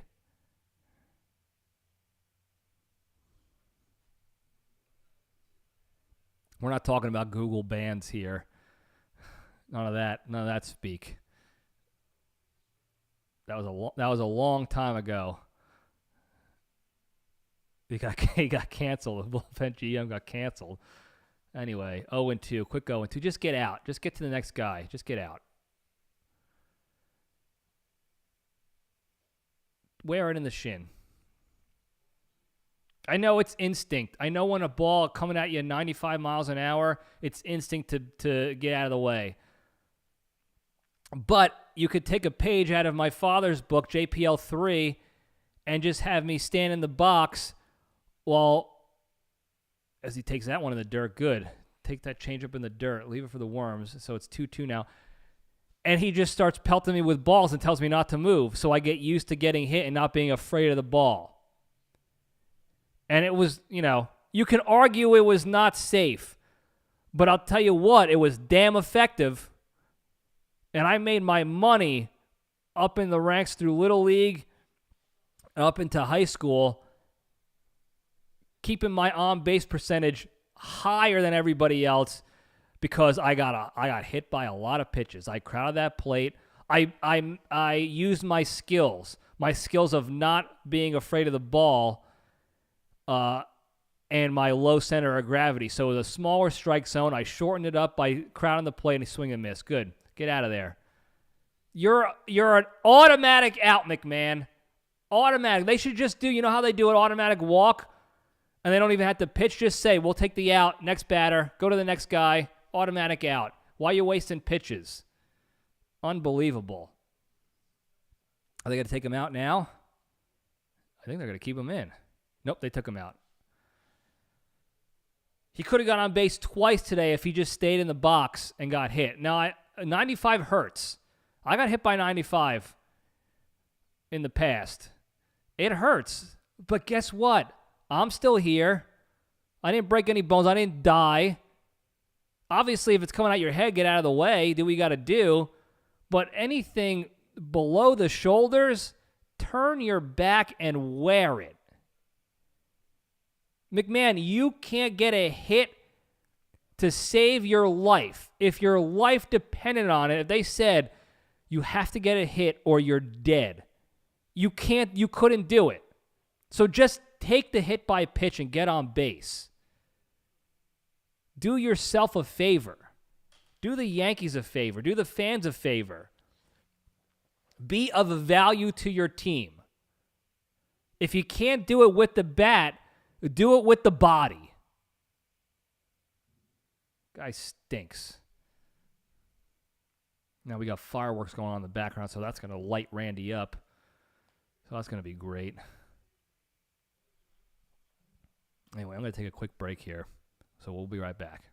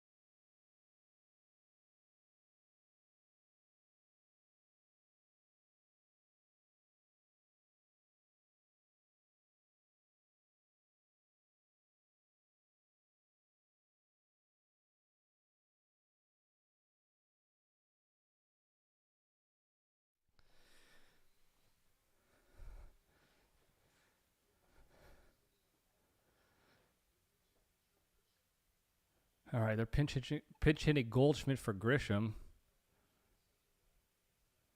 Why did it say he's 1 for 3? Oh, never mind. They were showing Trent Grisham's numbers today.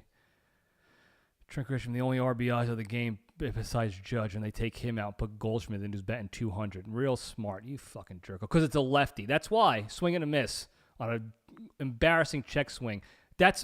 I should have known. They put a lefty in. Well, let's just go to our stat book. Let's be the most predictable fucking losers in the league. Put Goldschmidt in. Now what are you going to do? You got Ben Rice has to bat against the lefty.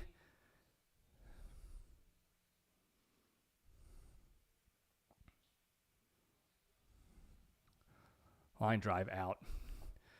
Not a bad hit. Can't be mad about Goldschmidt for that one, but it was right to the guy. And that's it. And that's that. Unbelievable. The predictability. I mean, you're a professional. You're a Major League Baseball coach and a Major League team. And we're calling the game from the couch, from my living room. We're predicting what you're going to do. That's embarrassing. And it's not because I'm good.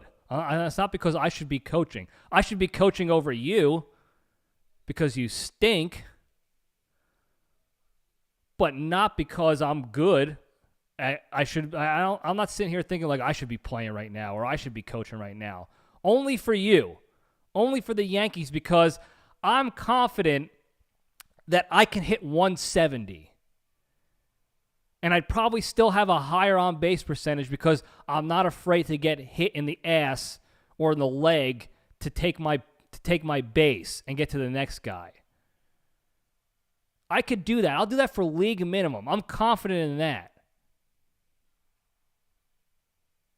It's crazy how Boone, how much he mismanages the team. And how he obviously undermanages in certain aspects and obviously overmanages in the other. And it's not one of those like gray areas where it's like, you could go either way on this call here because of these reasons. That rarely happens with Boone. It rarely happens. What usually happens is he pulls a guy early and you're like, why the fuck is he pulling this guy early? Or he leaves a guy in, or he makes a change and you're like, why the fuck is he doing, like, it's always that. It's more often than not that. And very rarely like, it's easy to Monday morning quarterback this call, but it's a lot tougher than you think. It's hardly ever that difficult. It's hardly ever that complaint when it comes to Boone.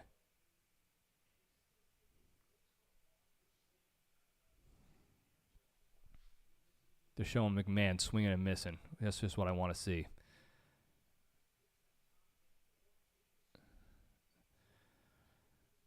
So they put Randall Kachuk, Grichuk in left field. They moved Cody to center field because they pulled Grisham they pulled the only guy with a hit as Shanuel gets a base hit to right field. So he's on base, nobody out. And Hedrick's pitching now. This fucking guy.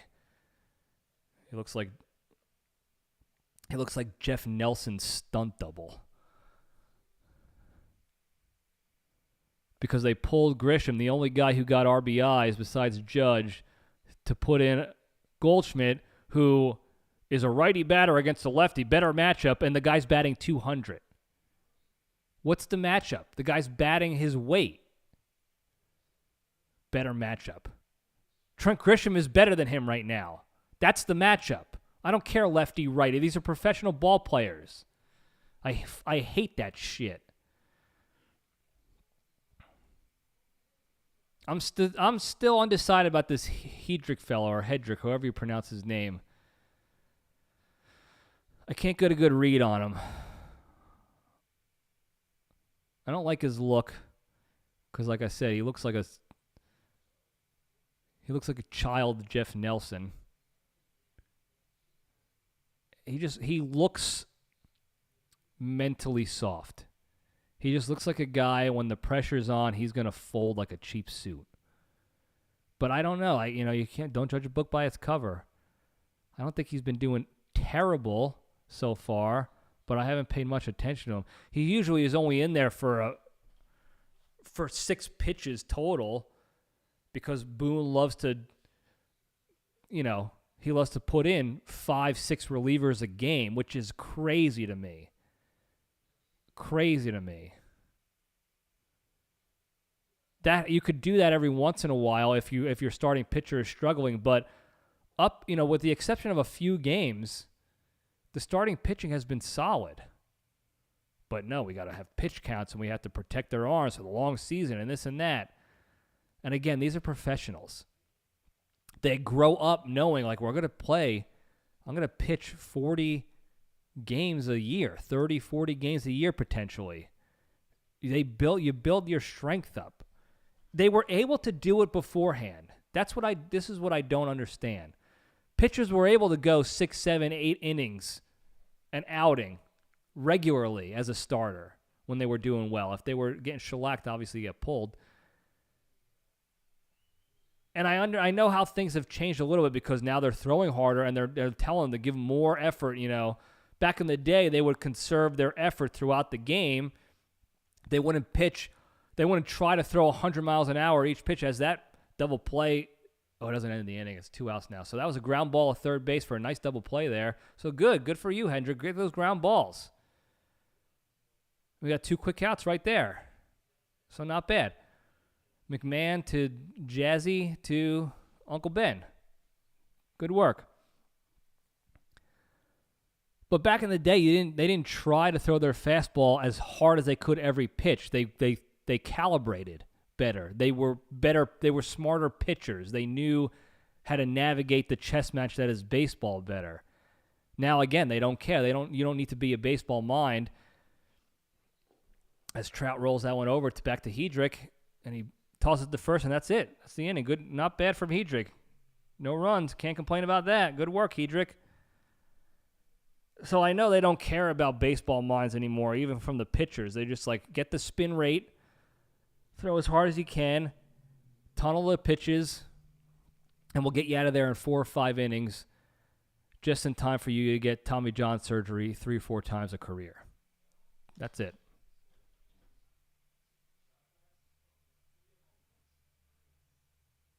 I have to adopt a more positive attitude towards baseball fandom these days. It's hard to, but I don't like sitting in the negative. It's not conducive of following the big 3 of the LPDS. But there's not a lot to look forward to with baseball these days besides Judge and playoff Stanton, which at this point is a crapshoot because we don't know if the Yankees are going to get to the playoffs to get Stanton his comeuppance, to get him, where he belongs. But anyway, we'll take a quick break, cool off a little bit.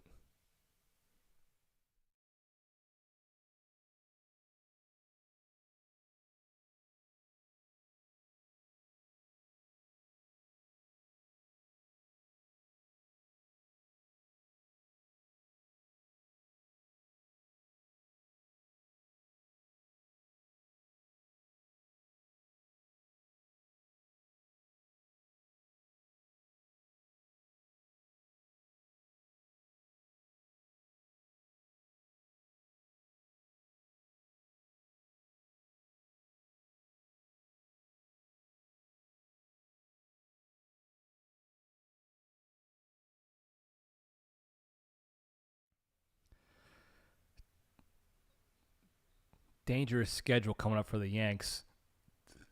Towards the end of this week, they got the Kansas City Royals, and then next week they got Boston and Houston and the Astros.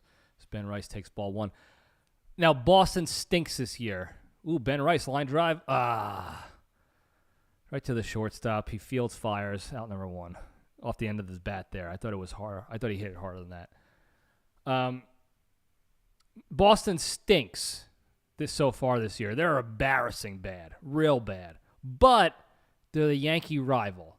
So you know it's still going to be a competitive series. Let's see how the Yankees do. The Yankees have been absolutely abysmal against shitty teams so far this year. So I imagine it's going to be a tight series.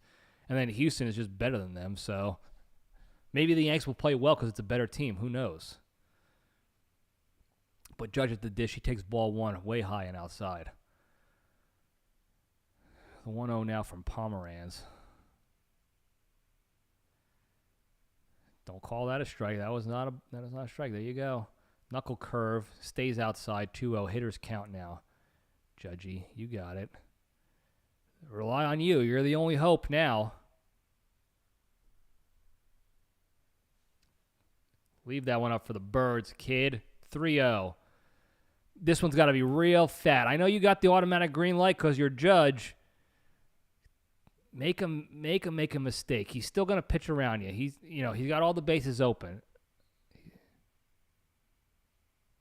Ooh, pretty good pitch. Not for you though. It was still on the outside part of the plate. So 3-1 now. Still your count. Still Judgy's count. Come on, Judgy. Relying on you here. We need you. Ooh, swing and a miss. Strike 2. Another good pitch. Fastball.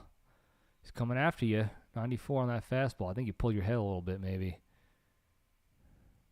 I think he saw, his eyes lit up. Just underneath it. Ooh, he would have smashed that too. Damn. 3-2 now, Judgy. Come on, baby.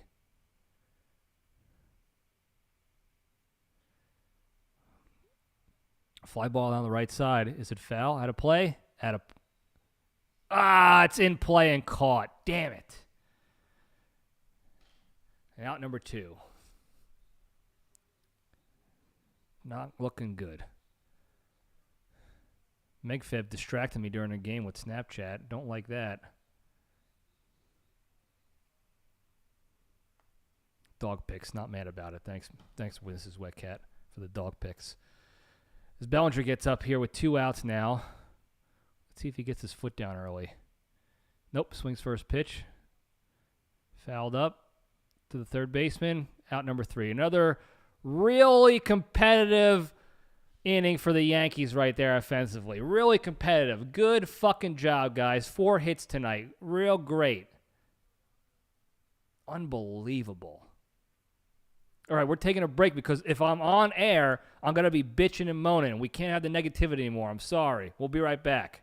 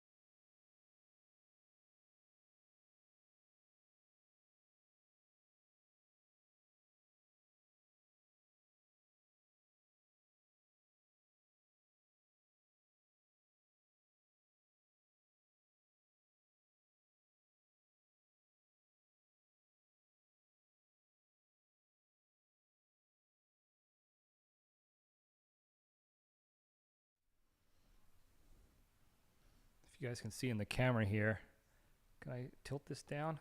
Randy, get your head up. There you go. There's all Randy for the stream here. Get Randy on camera. Am I back centered? Yeah, we're centered. Okay. He had to get in on the action for Mrs. Wetcat. Shout out to Marlon and Mrs. Wetcat's mom's dog. I don't know the dog. I forgot the dog's name.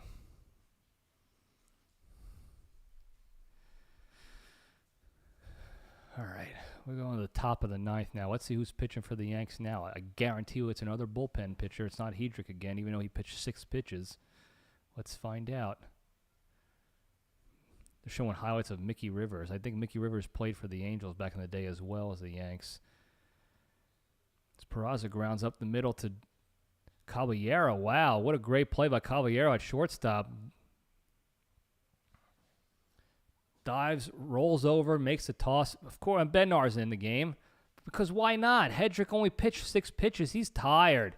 He's done. We'll get Bednar in there. I guess because he hasn't pitched at all because the Yankees haven't been winning, so they haven't needed their closer. I guess they need to get him some innings as well. That's probably why, unfortunately. Marzi is her name. Got it. Shout out Marzi. Or is it Marzi? Is it Italian? Marzi. Good play by Caballero. I was just shit-talking him earlier in the game for being soft at shortstop. And look, I love when they shut me up. It means they're doing well. As Lowe swings and fouls that off. 0-2 for him now.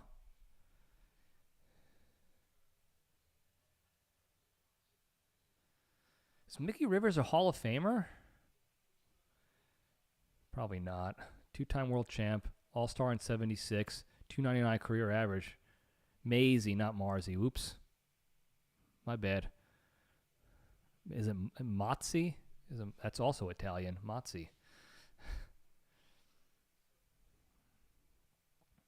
Josh Lowe now batting 136. He's 1 for 3 today. 136 is tough. He should be on the Yankees. C swings it. That's strike 3. See ya. You really stink. Get that guy some pinstripes. He stinks. Good pitch by Bednar. So we got 2 outs now in the top of the 9th. God, this game went quick because there's been no offense from the Yankees. And really not much from the Angels either, let's be honest. A couple of solo home runs, that's about it.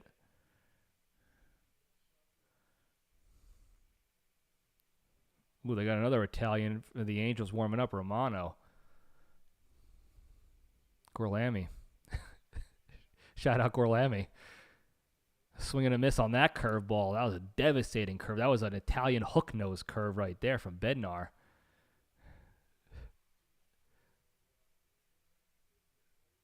Anthony DeCoco is warming up for the Angels. We got 0-2 now to Ohapi.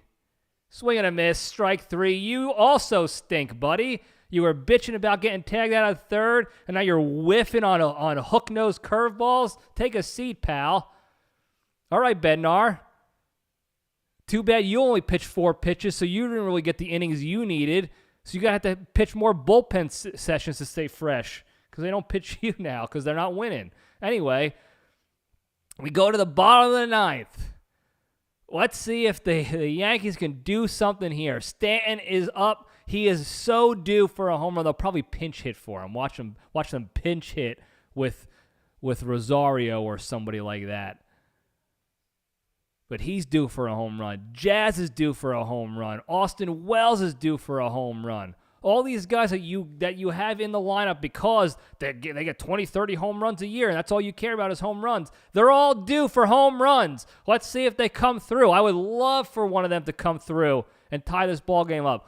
I would really love for someone to get on base and then a walk-off. That would be nice because we all know if you go to extra innings, you're going to shit the bed again like you have done all year. So let's finish this in 9, Yanks, with a win, not with a loss, with a win.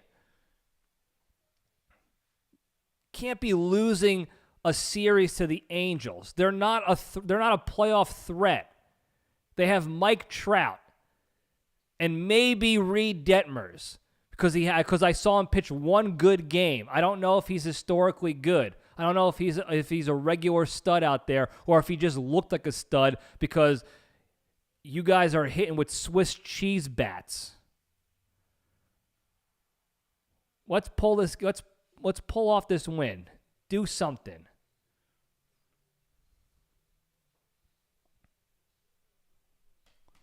Let's keep the streams victorious. The Yanks banged this guy up before. He gave up runs against him the last time he pitched. His first runs of the season were against the Yanks. Ooh, they are sticking with Stan. Stanton's due, I'm telling you. He's so due. The poor bastard's struggling right now. But he is due. Come on, send one into the deep midnight sky. Stanty. Come on, baby. Leave that one outside. Slider way outside. That's what he's going to try to do. But these pitchers are stupid. They're not pitchers. They're just hard throwers and good curveballers. He's going to throw you a fastball. I'm telling you, they can't help themselves. They have to throw you a fastball for some reason. Leave that. Good eye. Leave it for the worms. Make him come to you. Don't strike out. Make him strike you out. Don't get your own out, Stanton. Come on, baby. Hitters count. Leave it outside. There you go. 3-0. Base hit, ball 4. This got to be real good, 3-0. This got to be real good. Right down the dick for you. Don't swing at the sliding shit. Ooh, I might have challenged that one. That was close on the inside corner, but that's okay. It's only 3. It's 3-1. Still hitters count. Still hitters count. Make him pay. Make him pay. Another good pitch. Damn it, Stan. That was the pitch right there. 3-2 now. He's gonna come in. He's coming in with a slider because he can give up the base. You're slow. I would have challenged it too, Creech, but I guess 3-0. He was thinking whatever. Oh, he drives one to left center field. Oh, damn it! What a catch by the left fielder. I thought that was a double. Got it off the end of the bat. He didn't barrel that one up like he usually does. That would have been a laser. That would have been long gone if he did. And Lowe just jumps on the warning track and just webs it. DeCoco is happy about that. Damn it, I thought he had that double. Now it's Jazz's turn. He takes strike one slider. Don't swing at the first pitch slider. Don't need to, Jazz. Walk in the second and run. See what happens when you get on base? Get on base again. Get to the next guy. Leave it down in the worms. Let's go. Down for the worms, not in the worms.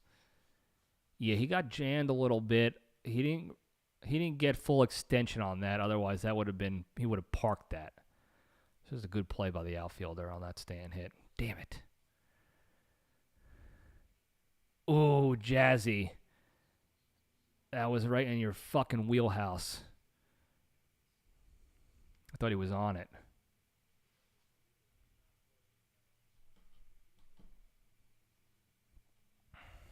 1-2 to Jazz now. He pops that one up, straight up. Third baseman calls off the shortstop. Oh, and he let it go, and he dropped it in for a hit. You wiener. Peraza, what are you doing? You called them off. We watched it in real time.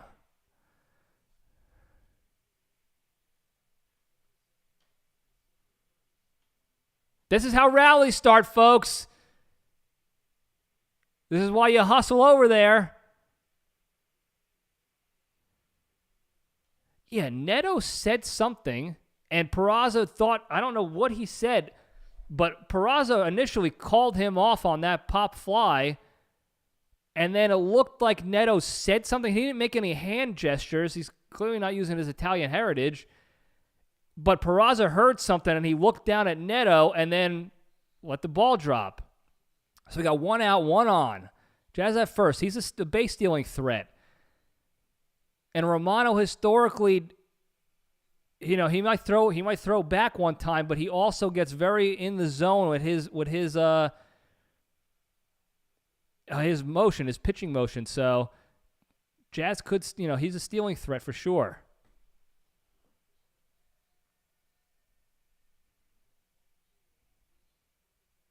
IVO bet 426. I thought Stanton was going to do it too. I'm pissed, but let's see what Wells does. He takes the first pitch for a strike. At least he took a pitch. There he goes.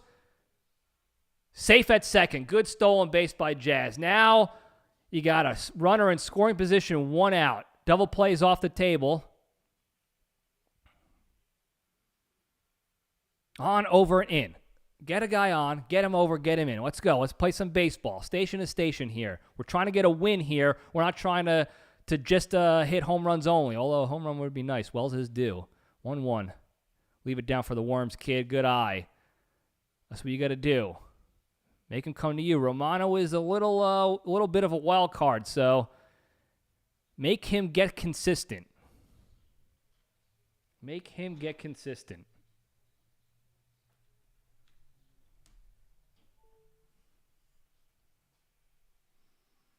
Leave it outside. Good eye. 3-1 now for Wells.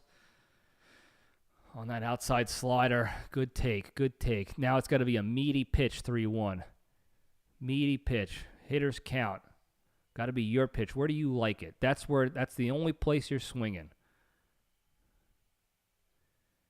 I guess you like it in the dirt. Okay, so 3-2 now on the swing and a miss. It was a good slide. I'll give him that. It was presentable. But Wells also stinks, so he should know that he can't hit those. So, good. Call timeout. Break up the rhythm here. 3-2 count. Can't hit into a double play, really, unless he hits a line drive and Jazz doesn't freeze up. Jazz sometimes gets scatterbrained out on the base paths. Let's see what we got. 3-2 count.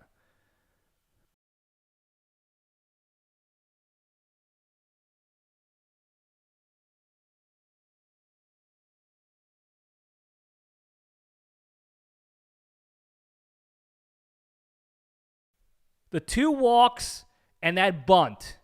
Changing things up. Build the confidence back up. Now you've been on base 3 times, Wells. That's great for you. You were batting 170 before this. So getting on 3 times in one game, that's fantastic.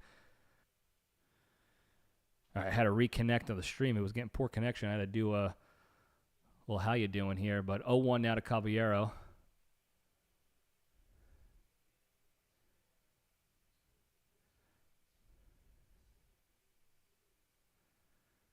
Caballero has had issues in the past with eyeballing the pitcher on time because of the pitch clock and whatever, and I think they're talking about it again tonight. He was having an out with the umpire last night about it as well. So the 0-1 here, low ball 1, good eye.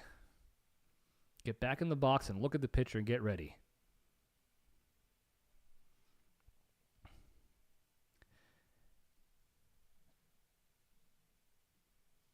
Meg, let me know if the stream is back up and running again. I think I fixed the lag. As Romano steps off to challenge Jazz, just to keep him honest here. You got Jazz at second, Wells at first, 1 out, Caballero at the plate, 1-1 count. Anthony DeCoco, Romano is on the mound. He swings and a miss at that slider in the dirt. Those are tough pitches. You know, on TV, they look like easy balls. But at the plate, they look like strikes long enough for as soon as you start your swing, they drop down into the dirt and you're already too late.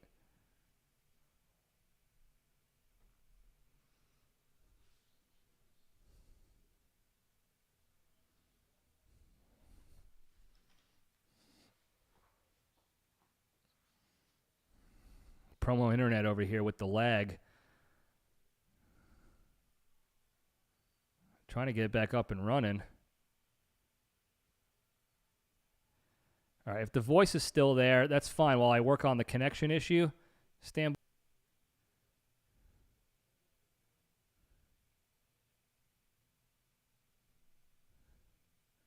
by. All right, I think because it's burning a lot of battery here and I got low bandwidth on the computer and the promo internet, I'm not plugged in. I'm using Wi-Fi. Over in! On over in! Over in! On over in! Play baseball, win baseball games. That's how you do it. And the Yankees come away 5-4. What an ending to an otherwise abysmal offensive performance by the Yankees. That's what you do. You don't need the long ball. Get guys on base. Shake up the pitcher. On, over, in. That's how you do it. That's how you do it. Unbelievable ending. Unbelievable way to end. Caballero comes in strong. Wells, he's safe. He is safe. No doubt about it. Challenge all you want, Angels. That's a safe ball player. That's a safe runner at the plate. Sorry about it.